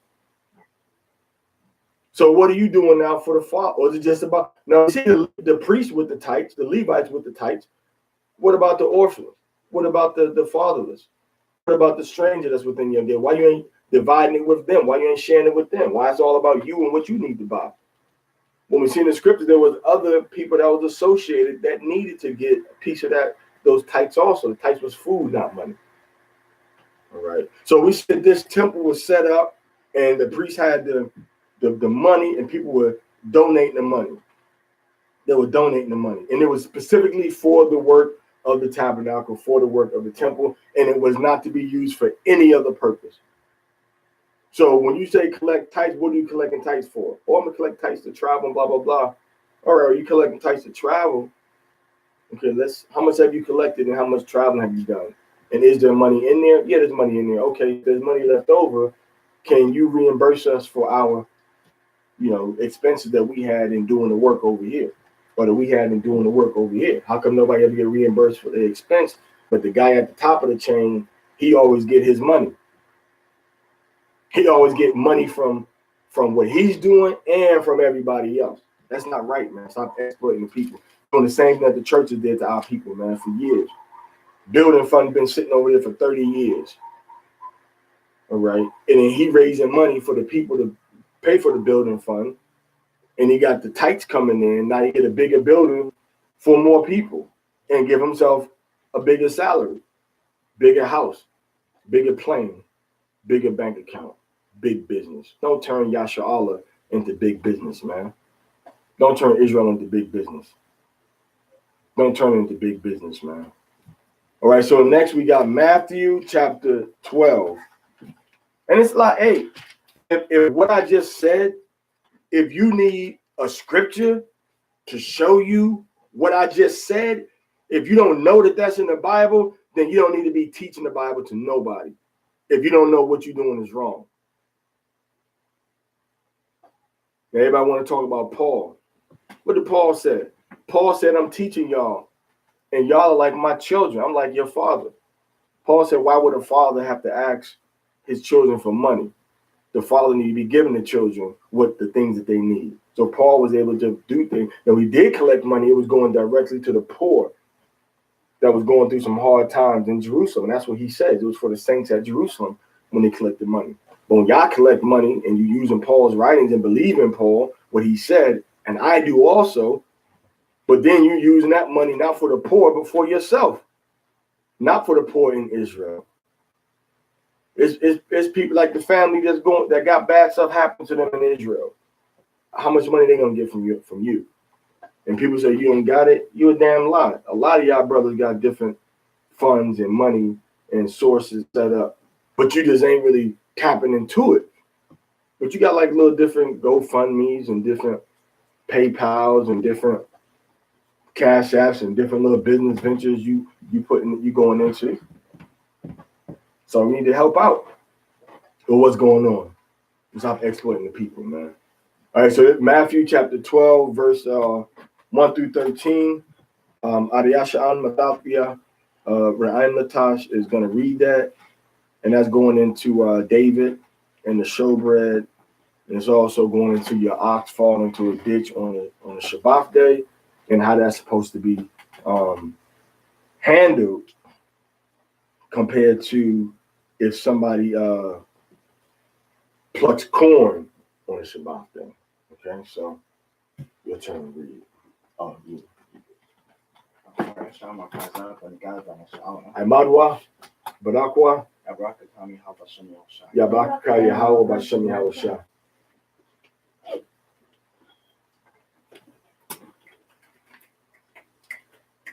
Matthew chapter 12, verse 1 to 13. At that time, Yahushua went on the Shabath day through the corn, and his disciples were an hungered, and intended to pluck the ears of the corn and to eat. So now the Torah doesn't say you can't pluck corn on the Sabbath. The Torah doesn't say that, man. All right, that's not work. If you're going to get yourself something to eat, see what happened was that they had certain Talmudic laws that said these things you can't do. And they said if you take corn and you pluck in any fruit or any piece of vegetable on a Shabbat day, that's work. And you're harvesting, and you can't harvest on a Shabbat. So they tried to accuse Yahushua not from Torah law, but by oral law, or not even by oral law, by Talmudic law, by laws written outside, of the Torah. So Yahushua and his disciples were doing nothing wrong. All right, read. But when the Pharisees saw it, they said unto him, Behold, thy disciples do that which is not lawful to do upon the Shabbat. Now, it wasn't lawful according to what the Sabbath. It wasn't being judged as lawful or unlawful by the Torah. It was being judged lawful or unlawful by the tradition of men, the commandments of men that Yahushua talks about. All right, and what's that? Mark chapter 9. Go ahead. Let me see. Go into it real quick.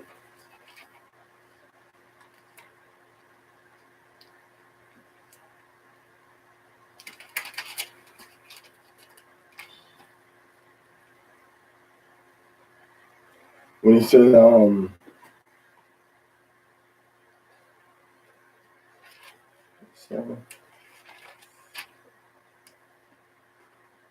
Mark chapter 7, when he said, "For well you reject the commandments of Yahweh, that ye may keep your own traditions." All right. He said, "Howbeit in vain do they worship me." This is what the Father Yahweh said. "Teaching for doctrines the commandments of men." That's Mark chapter 7, verses 9, verses 7 and 9. Mark 7 and 7 and Mark 7 and 9. So Yahweh is saying that people were teaching the doctrines of men. And that's why when you go up in that same chapter, Mark chapter 7, it says this. It says, verse 5, when the Pharisees and scribes asked him, "Why walk not your disciples according to the tradition of the elders, but eat bread with unwashed hands?" You see that? So why they not washing their hands? The tradition that the elders set up. And then he came back and said, "You teach the commandments of men." So once they say this is the commandment of men, they saying, "Well, bro, you violating the law, because this is the commandment of man. Not a commandment of Yahweh, but you breaking the commandments of men." See that? The low part is of men. So they screaming law, law, law, but they're really talking about the law that man made up outside of the Torah. So we go back into Matthew, Matthew chapter 12, and he says, "Why do your disciples do that was not lawful to do upon a Shabath day?" If that man was breaking the Shabath day, he would have gotten his butt whipped. So that's letting you know that they know that there was two levels of the Torah, of law rather. It was the Torah written law of Moses, and it was the law that we're going to disagree about that's outside the Torah, and you better not think about putting your hands on me for saying I violated something, because I didn't. That's why they said, "Well, bro, why they doing that which is not lawful to do on the Shabbat day?" Because it wasn't lawful according to the commandments of men, but it was lawful to do according to the Torah. All right, read. Call your verse. Matthew chapter 12, verse 3. Mm-hmm. But he said unto them, Uh-huh. "Have you not read what David said? What David did?" So now you're reading about what happened with David. Go ahead. "When he was an hungered, Mm-hmm. and they that were with him, how he entered into the house of Elohim, and did eat the showbread, Mm-hmm. which was not lawful for him to eat, Mm-hmm. neither for them which were with him, but only for the priests. Or have you not read in the law how that on the Shabbath days the priests in the temple profaned the Shabbath?" So number one, it wasn't law for David to eat the law. Only the priest was supposed to eat it. But David then was hungry. They hadn't eaten. So they said, "Man, we need to eat." So the priest gave him he was the king of Israel. Well, he was a high leader of Israel, and he was running, and they let him eat that bread. Then the other thing that he's about to read is how the Levites, you're not supposed to kindle fire on the Shabbat. We just read that. But then the Levites on the Sabbath, they kindled the fire that we read in Ezekiel, Exodus chapter 35. So the Levites kindled a fire, for the offering and for the incense and things like that at the temple. Outside the temple, they didn't do that. I read that part from the top again. Or have you not read in the law Uh-huh. how that on the Shabbath days the priests in the temple profane the Shabbat, Mm-hmm. and are blameless? So how do they profane the Shabbat? That means they're doing something that the rest of us are commanded not to do on the Shabbat, which is, he said, in the what?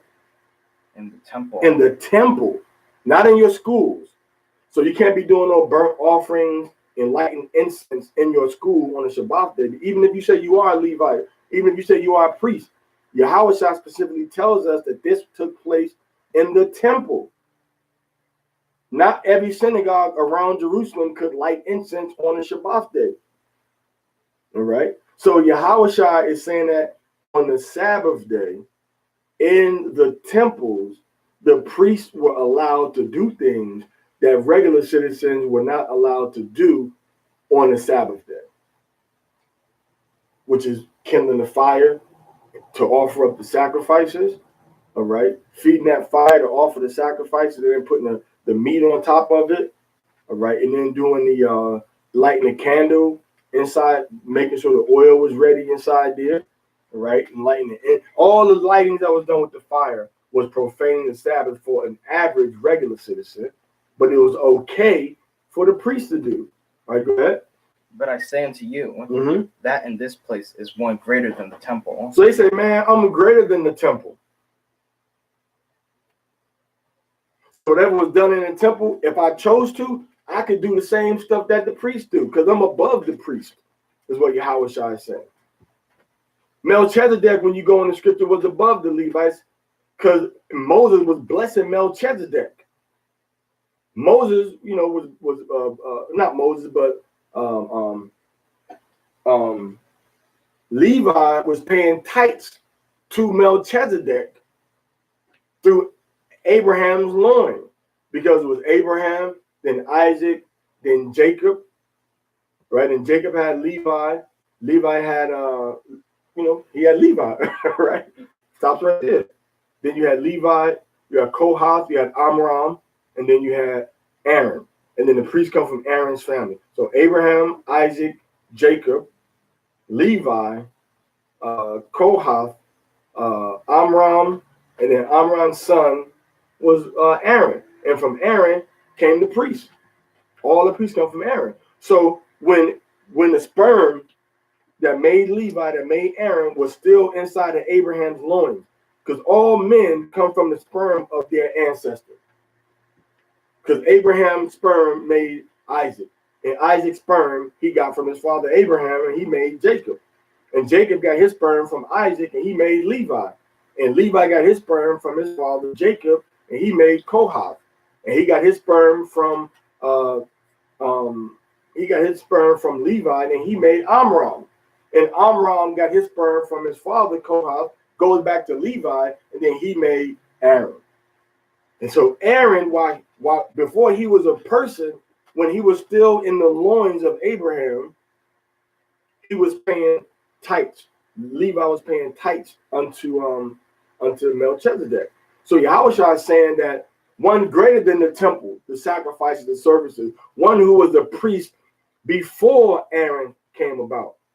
So he's actually above the order of Melchizedek, because he's actually above the order of Levi once again, because Levi was paying tithes to Melchizedek. So we're not above the order of Levi. Yahushua was above the order of Levi, but we're not on his level. We're not even on the Levitical level. How are we going to be outside? Yahushua was above in his deeds and his actions and his spirit and his wisdom was above the Levitical priesthood.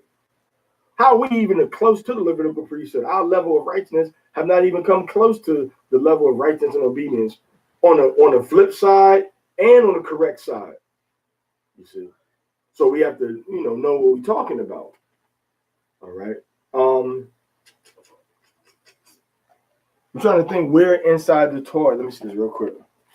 I want to make sure I said that right. Okay. Actually, I can go into Chronicles to see about. I want to make sure we telling the truth about Moses' family. Okay, y'all. Because wasn't it, Levi had Kohath, right?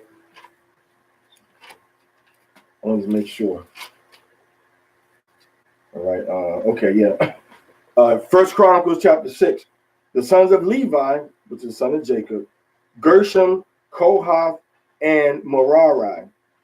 The sons of Kohath, Amram, Ishar, Hebron, and Uzziel. The children of Amram, Aaron and Moses and Miriam. The sons also of Aaron, Nadab, Abihu, Eleazar, Ithamar. So Nadab, Abihu, Ithamar, and Eleazar. Nadab, Abihu, Eleazar, and Ithamar. These were the sons of Aaron. Aaron was the son of Amram. Amram was the son of Kohath. Kohath was the son of Levi. Levi was the son of Jacob. Jacob was the son of Isaac. Isaac was the son of Abraham. And Abraham paid tithes unto Melchizedek, the Melchizedek, all right, the king of righteousness.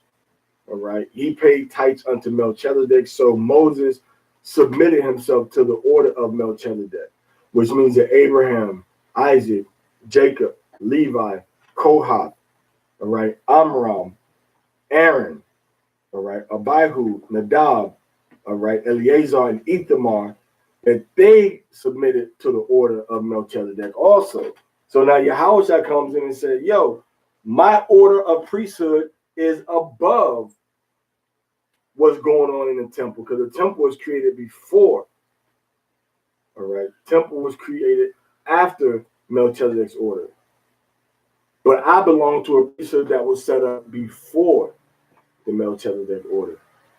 I mean, before the Levi order. I belong to the Melchizedek priesthood. I'm a king and a priest together. All right. I'm a king and a priest together. Levi was mainly going in as the priest. All right.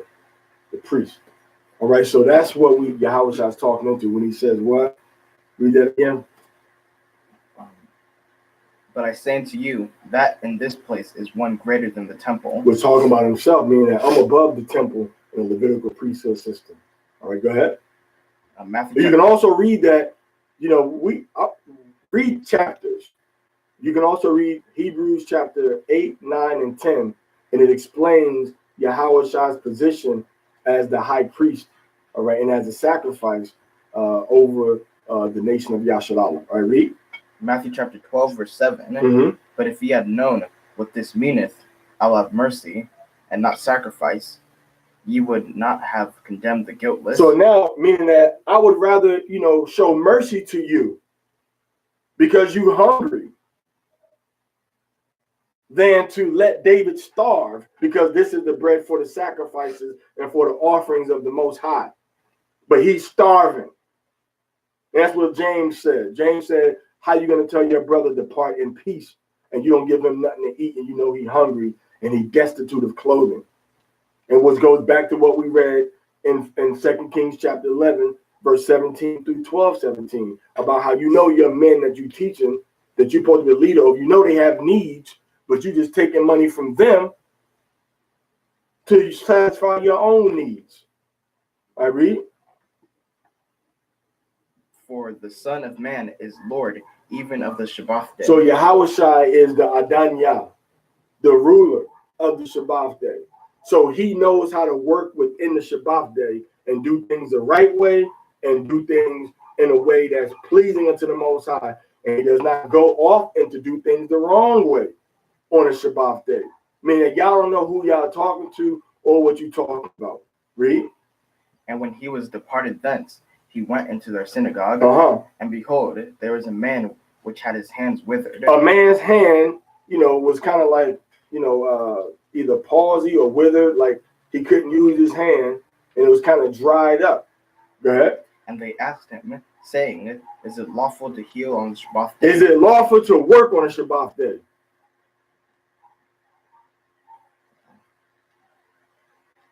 Is it lawful to heal on the Shabbat day? Is it lawful to buy a bus ticket on Shabbat day?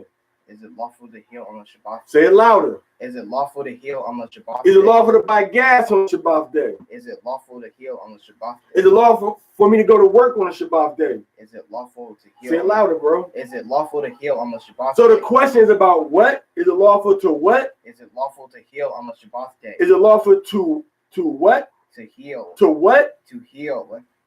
The question is about healing. It ain't about, is it lawful for you to do nothing else on the Shabbat day?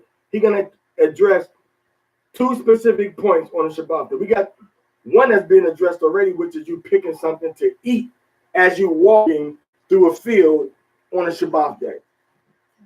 Grain, to address, to eat grain on a Shabbat day. That's one. Number two, he's saying, can I touch this person and heal him on a Shabbat day? Read.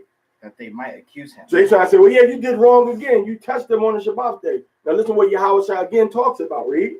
And he said unto them, what man shall there be among you that shall have one sheep? One what? One sheep. One sheep. Go ahead. And if it fall into a pit on the Shabbat So day, if you got an animal that's in a very unhealthy situation on a Shabbat day that needs to be relieved or is going to get hurt even more. He ain't talking about working. He's talking about helping a creature that's in need on a Shabbat day. He's not talking about cooking. He's not talking about buying gas. Right? He's not talking about buying no food. He's talking about getting a sheep or an ox out of a pit where it has fallen. Read.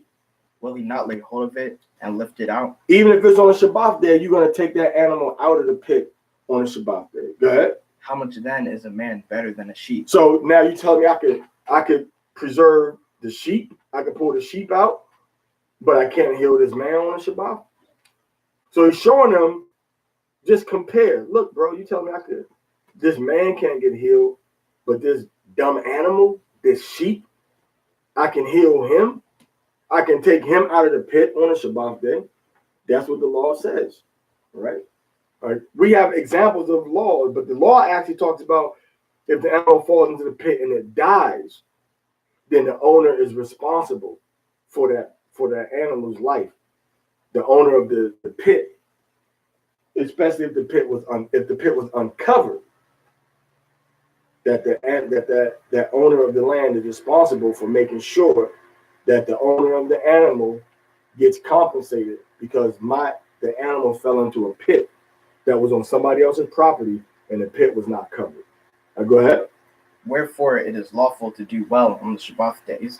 So what is the well he's talking about? Healing somebody, saving an animal. He's talking about helping to preserve like life or death or bone-breaking situations. Because you keep that horse inside there trying to get out, or that sheep, it could break a bone. It's just, I'm trying to get out. They talking about, man, I really got a taste for some Turkish coffee on the Sabbath. Oh man, I could really go from some lo mein from that Chinese restaurant, on the Sabbath, some egg foo young, man, on the Sabbath though. All right, man, I need to get some gas so we can go do the work of the morning. I ain't talking about none of that. It's talking about two things: taking an animal from the pit on the Sabbath, and you healing somebody by faith on the Shabbat day. And you walking through a field on a Shabbat day to pluck grain that you can eat.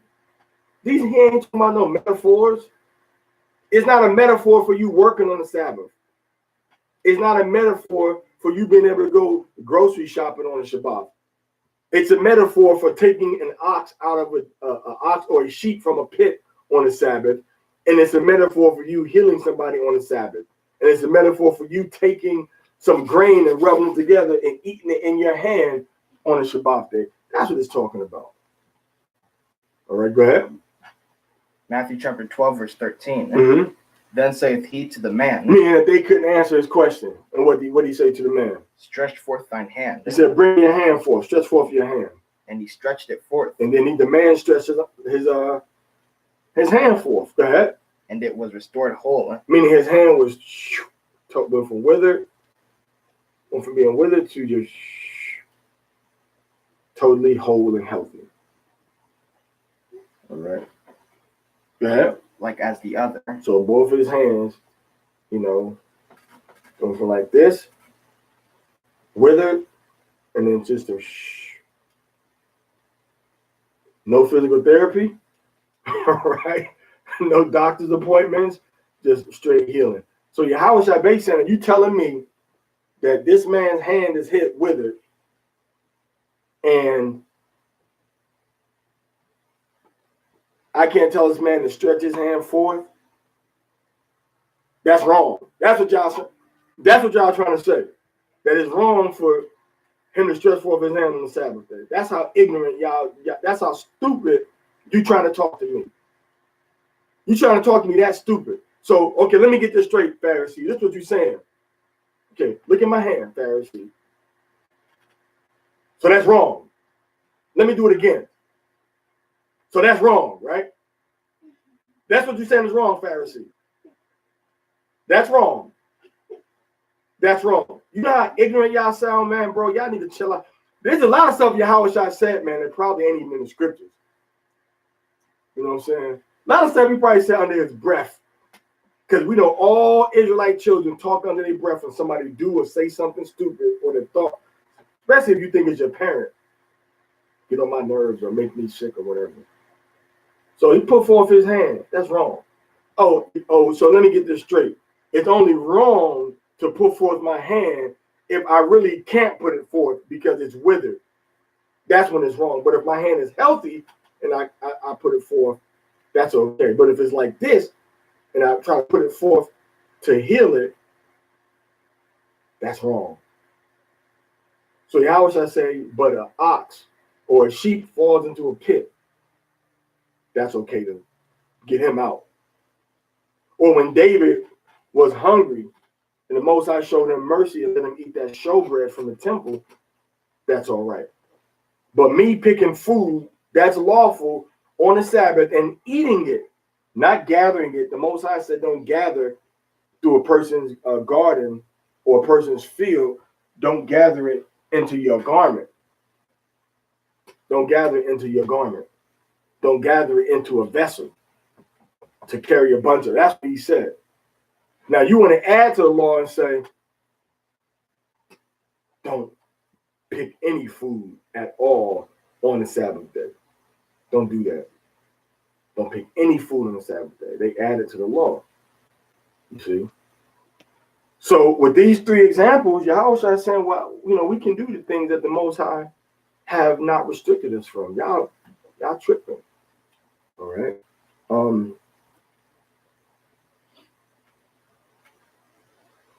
Read verse 14. Then the Pharisees went out and held a council against him, how they might destroy him. So they taking counsel to destroy him.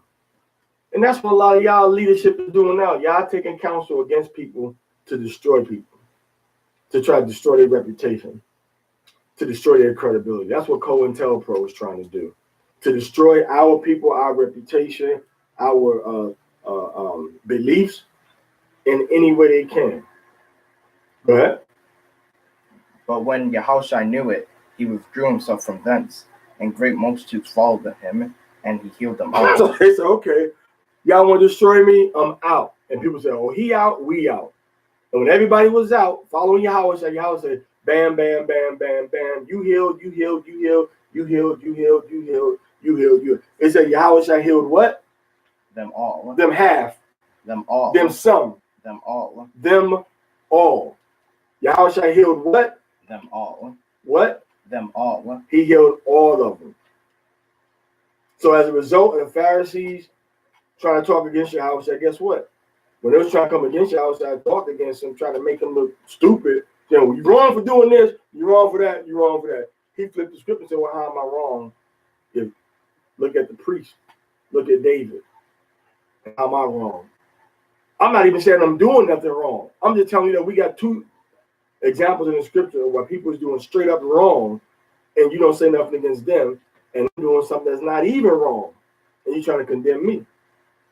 You see, so we got that situation that happened with David, right? So Yahweh is saying now, like, since y'all want to talk like that, guess what the Most High did? The Most High says, y'all want to talk like that against Yahweh, guess what I'm going to do? I'm going to let him, he going to just dip out, and when he dip out, he going to increase the work. He going to heal all the people now. So y'all think y'all mad now? Wait until tonight, girl. All right. So if you think you lonely now, you know what I'm saying? Wait until later on. If they thought they was, if they thought they were mad at Yahweh for healing one person, how do you think they felt when Yahweh was healing everybody?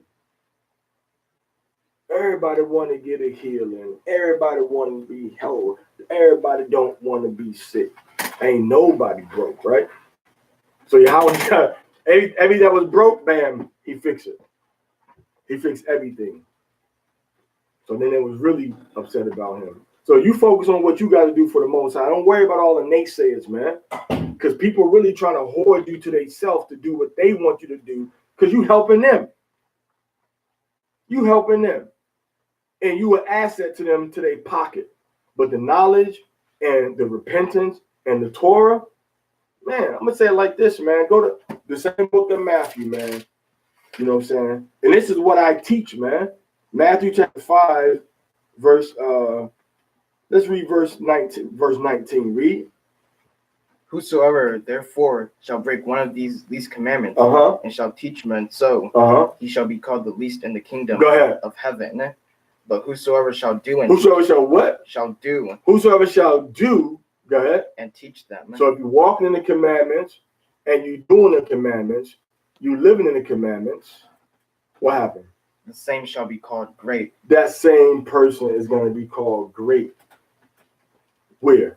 In the kingdom of heaven. So the kingdom of heaven is looking down saying, yo, Adiyashan is great because he's teaching the commandments and he's doing the commandments.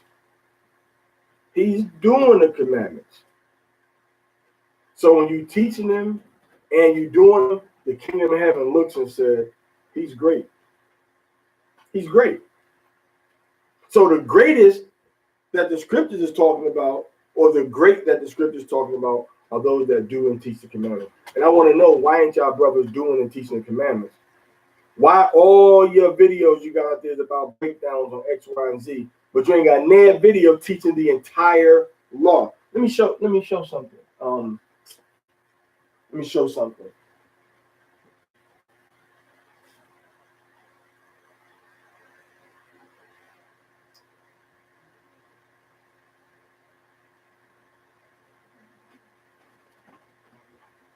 Yeah, I have my two little books. Two little books over there, man.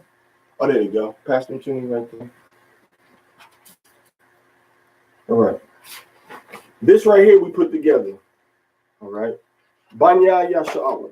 Okay, this is the book of the 613 commandments. 613 commandments. All right. So now this is something that I put together, through the spirit of Kakma showed me how to do this. All right. So now what we have right here, anytime you want to study and teach the law, right? Guess what? We got the law in this book together in English, in Spanish, in Portuguese, in Creole, and in Canada, which is the language they speak in India. One of the languages they speak in India, because we got brothers over there teaching the Torah also. So this first column is Levi, of course, because Levi is the priest, so they need to know it more than everybody. The second column is Portuguese, and also goes in succession. The second column is Portuguese, because that's like the biggest single tribe in Israel right now, right? Is Brazil.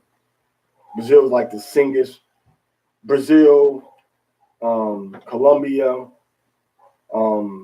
Ecuador, Bolivia, Peru. All right, those are the biggest. Venezuela, that's the biggest tribe in Israel, Asher. So we got it in Portuguese right here. Then the third column from the left, all right, we got it in Spanish. And now on this fourth column from the right, which is the last column, we got it in English. So now here you got the commandments, in English, Spanish, Portuguese, and in Haitian Creole for the tribe of Levi. Right now, once you finish all of that, you go into the next section, all right? So it ends with the law. And then you go into this section over here, and it has it in Canada. All right, it has it in Canada. So now we have the law that's written in Canada, which is the language that we speak, our people speak over in India. A lot of them speak Kannada, but some speak, Marathi, Konkani, some speak Gujarati, right? Some of them speak a little Creole, Portuguese, and English, and some of them speak even Hindi, all right? So this is the law book. This is the 613 laws. And then we have another book, which is the laws broken down into the 10 categories that we use also, all right? So, it's more than just videos. It's more than just teaching the law. You studying and you putting together and you're reading information and material. Now, this took some time to put together, man. I'm not, I can do certain stuff on a computer, certain stuff I got to learn. I got to learn how to really do on a computer. And so we had to make the columns, then I had to break the columns down. And then the beautiful part about this is that I try to line up all of the laws, and I numbered them the same for French, Portuguese, Spanish, and English. And Canada got its own section because it was just the letters were so big. So in here we have I'll give you an example. All right, you have law number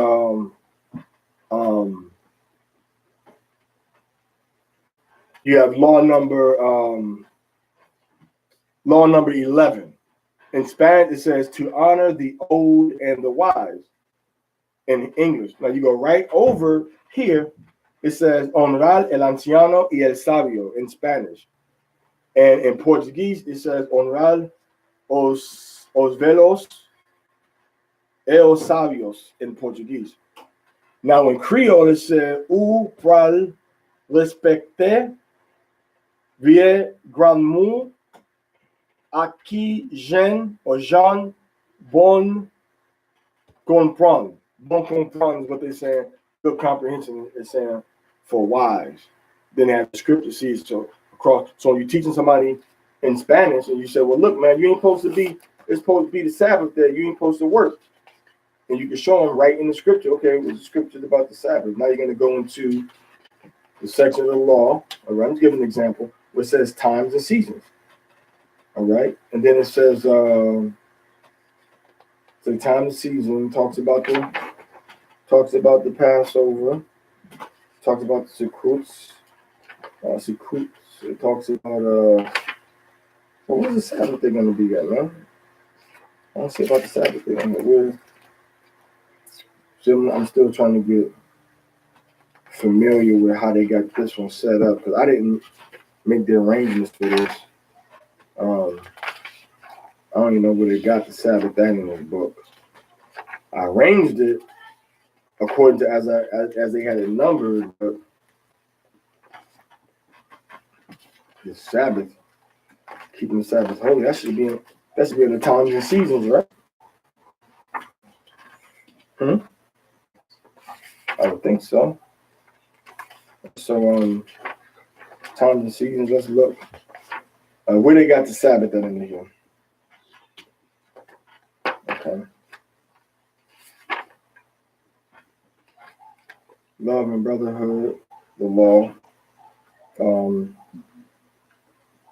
signs and symbols. They should have put Sabbath right there because most I said the Sabbath was a sign and symbol for us forever. And so times and seasons, they don't have nothing about well, yeah, they do. Number 110. It says to sanctify the Sabbath day, not to do work on the Sabbath, to rest on the Sabbath, to celebrate the festivals. So now over here, number 109, it has it over here. Sanctificar el Shabath. Okay. Then on the Portuguese side, it has the same law. It says para santificar o sábado. All right. That's number 109. And then in Creole, pour sanctifier ju Sabbath. Sabbath.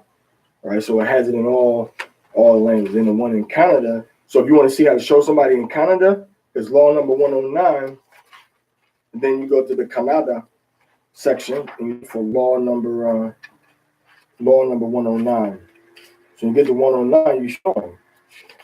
I can't read it. Whatever they say, right there, you show them. So you show them like right here, man. The Sabbath day, supposed to keep it. Okay, let's keep it. So what we're gonna start doing? So we're gonna start doing classes, and I'm gonna go down each law, and we're gonna explain the law in Spanish and in English, and we're gonna go through all of the laws. I read it last night during the Shabath, and I think I got through about 100 laws just reading it in a matter of just a few minutes. You can go through 100 laws and like maybe you can read them like maybe an hour, maybe 2 hours. In 2 hours you can read through them and then you can explain them also. Read it and then brief explanation for the details that's not exactly written in that particular verse, but from reading the rest of the Bible, you know how it's supposed to be done. You like that, right? This is the one that you took to have printed out the other day.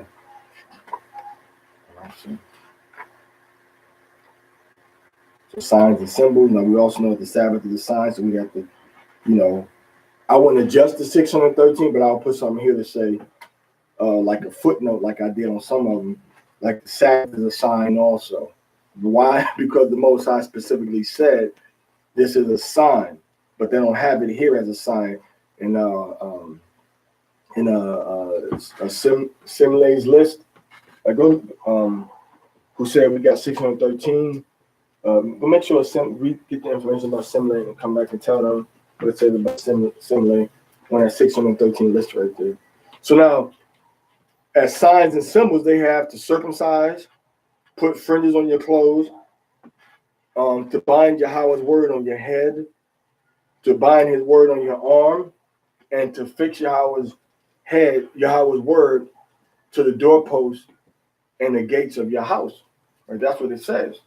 But now when we go into we're going to the book of Exodus, right? Chapter 30, 31 to 34.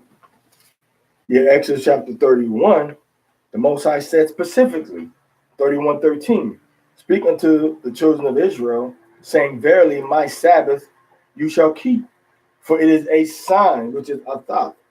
It is a sign between me and you throughout your generations. So he said it is a sign. And again in Exodus 31:17, he says it is a sign between me and the children of Israel, forever. So come over and tell us what it says about what you just read in the board. Come on. Devised by Simile in the 3rd century AD. All right, how do you spell Simile? How was it spelled? Simlai. L-A-I. So Simile, you research Simile, it shows you that Simile came in the 3rd century, and he said, okay, 613 laws. Then Maimonides came back and said, okay, well, these are the 613 laws. So many negative, so many positive. So then what we did when we put this law together, just to, keep kind of uniform, we have the 613 mitzvot in the tongues of the diaspora. You see, the tongues of the diaspora. So now you got it, wherever you are in the diaspora, you can speak one of the tongues that's in here. Most people are going to be English. In this part of the world, it'll be like mainly Spanish, because most people speak Spanish, then they speak English in the Western Hemisphere, believe it or not. I believe, yeah. So basically all of South America, except for a few countries, then all of Central America, even in Belize, which is an English-speaking country. So what we did to keep everything uniform was numbered to 613 like they have it numbered, but then put like little footnotes in it. Okay, I'm gonna give you an example of what we did, or what I did rather. I say we, but maybe I'm talking about wisdom was in my shoulder, in my spirit, or in my ear telling me, what to do. So there's a law when it talks about I believe it has like inheritance. All right, so we're gonna go inheritance or like property, stuff like that. So let's go to that law. Injuries and damages, property and property rights. So now in these laws about property and property rights, there's 1, 2, 3, 4, 5, 6, 7, 8, 9, 10, 11. There's 11 things that were addressed in that 613 laws. But there's one law that as I'm studying and reading it, I know they left out. And what they left out was Deuteronomy 21, verse 15 through 17. And the law basically states that if a man have 2 wives, that you have to, if a man has 2 wives, give properly, because it's a proper thing to do, give properly to the oldest son, even if he is the son of the hated wife. So that's clear, right? That's clear. Now the law goes into it words it a different way, but I'm telling you the synopsis of the law, and then you can go and read the exact wording for yourself in the English, Spanish, Portuguese, Haitian Creole, or in the Indian Kannada, then you can go look at that and break it, refer it to the Hebrew. You see, so that's what the law says. Now that's next, is to have the Hebrew, another section that has just the Hebrew of the 613 laws. That'd be banging, won't it? That'd be fly right there. You have the Hebrew. So I ain't got the Hebrews. So now, before we publish this to people, we got to put the Hebrew inside there now. All right. Now it's gonna be the Paleo, but if we can get somebody, if we can get an app that can automatically convert the from the modern Hebrew to the Paleo Hebrew, that'd be dope too. You know what I'm saying? So you got to get an app or program to convert, to replace this letter with this letter, this letter with this letter, this letter with this letter. So actually, you can go through and you say you got the word shalom. You can say go and replace every letter that's a modern shin and replace it with one of the font styles that gives us the ancient shin, and then bam, go through and do it. Right? That's how we can do it. Because we got apps or we got fonts on the computer that we got different styles of the ancient Hebrew. You know what I'm saying? So yeah, that's gonna be the Hebrew. That's gonna be a project that's gonna start tonight. Gonna start that project tonight. All right. So yeah, the point I was making was that when you read the law, all of the laws are not specifically detailed of the 613. So that's why sometimes now you got to go and read the whole law for yourself and know, well, this part of the law is not in here. Why? I don't know why they left it out, but now we can go think about, okay, now we got to. So I didn't change the number, as you can see. Hold that up and just follow me with it. I didn't change it, as you see, but we did give the I did give the asterisk beside it. You know, I put the asterisk beside it, and I told you, you know, what this is another law about property and property rights. All right, so I gave that. I'm bring it a little closer. All right, so you just say that's maybe a little. Man, this camera, boy, man. The camera is bad when you got a camera that needs glasses. The camera needs glasses. So yeah, so we got laws like that where it might not have been included inside the specific category. And like I said, also, let's say here's a law for punishment and restitution. Well, guess what? They don't have Deuteronomy. What's this? They don't have Deuteronomy 30 and 1. So I got to go back and correct that. Because it's supposed to be Deuteronomy 30 and 1. I wrote Deuteronomy 31 and 1. All right. I wrote Deuteronomy 31 and 1. When it should say Deuteronomy 30 and 1.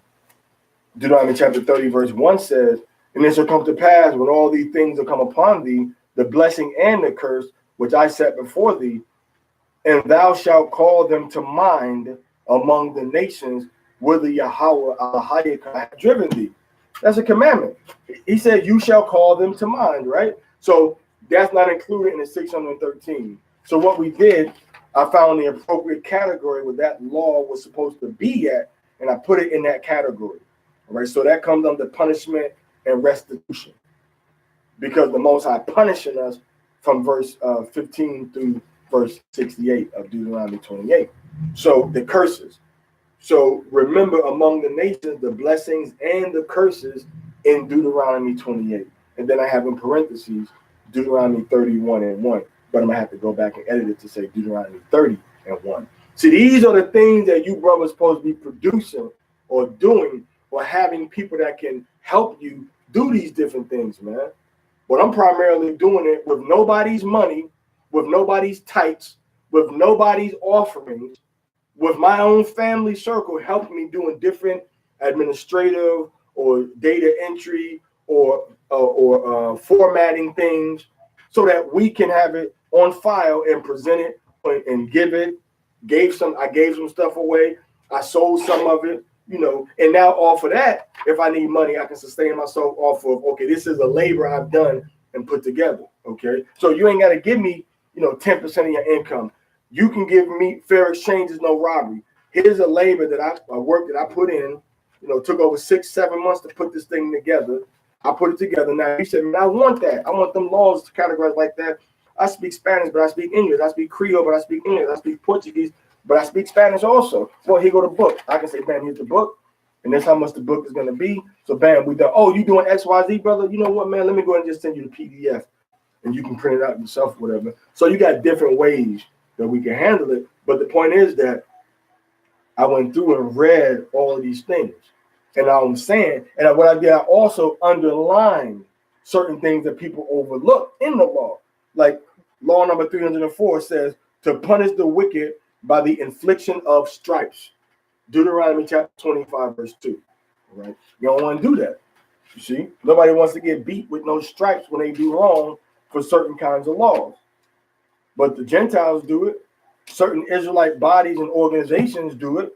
And I think the brother told me that Benai Zakane, Shar Landine, the mighty Hebrew, told me that there's brothers in Baltimore that do it. They hold you accountable, say if you do certain crimes, we're going to whip you. You violate the Shabbat, you should get whipped. Right? You commit adultery, you should get whipped. All right? You touch a child where they ain't supposed to be touched, you should get whooped and maimed, damn near to death, and then dropped off and kicked out the car in the front of a hospital. That's what should happen with that. But if you don't sign no papers, you got no real legal responsibilities and obligation to these people, man, that you call in a camp or a group or a study. This is something legal. We can read this and say, you know what? I'm responsible for this. These are things I'm not going to do, but I'm going to try to do all of this. But I'm definitely not going to do this. If I do this, I'm agreeing to law number 304 of the Israelite codified laws, of which there's 613. I'm agreeing to a butt whooping if I touch this man's daughter, if I sleep with this man's wife, if I sleep with this man that's not my husband, if I'm found to be working on a Shabbat. Those things that the Most High just detest. Those things that are just, I'm not talking about, well, you ain't got the fringes on, man. Whoop them, whip them, whip them. I ain't talking about that. You ain't got on no, you was, now if you eating dirty foods and unclean foods deliberately, maybe there should be some repercussions. So the point I'm making is that this is the traditional legal code throughout all Israel, 613. If you read the 613, there's a few things there you can disagree with, but you can see that there's things that were not included that should have been included. So what I did, I went through and read the laws, and I put things in there that should have been included. The first go around, I put it in bold, and I put an asterisk beside them. Okay, so anytime you're flipping through, you see something that's bold, with an asterisk, you say, oh man, this is something that was left out, or this is something that we, should be doing. And also I put it usually at the bottom of the category that it belongs to. I didn't break the number and give it a whole different count. All right. So yeah, I'm gonna work on this hopefully, man, tonight and make it, kind of fine tune it, a little more, man. Make it, fine tune it a little more. So I know this is the longest Sabbath service we had in a while, right? We've been pretty short and straightforward, right? Are there, son?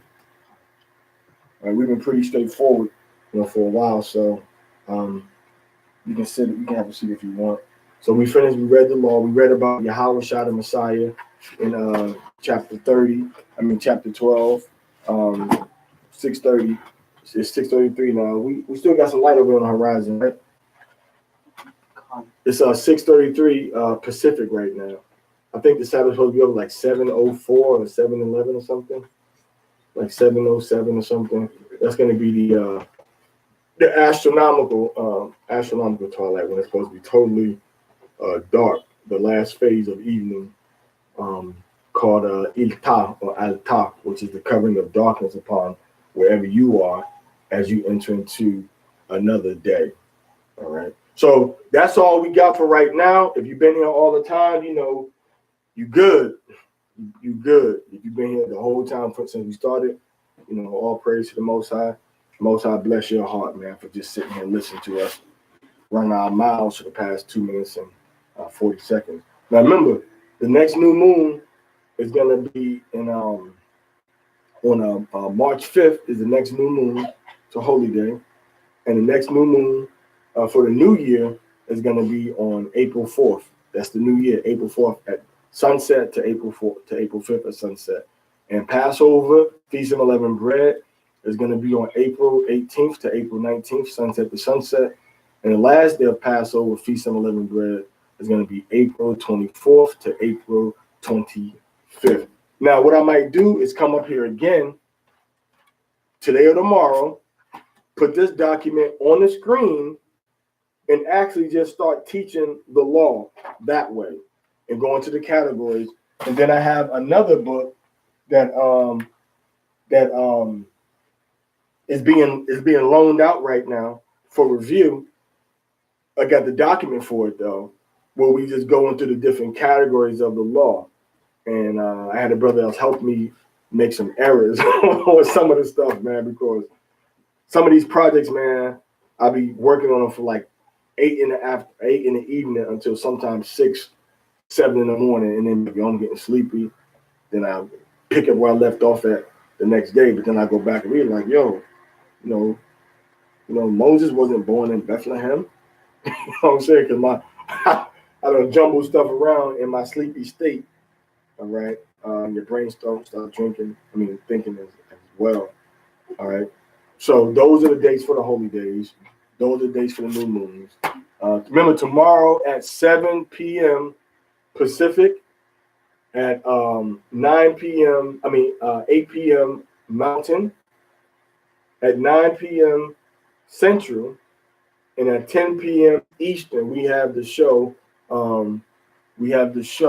Another edition of It's About Time. So you got It's About Time tomorrow, all right, which is a conference call all about time, where we talk about Hebrew time, the Hebrew months, the Hebrew weeks, the Hebrew years.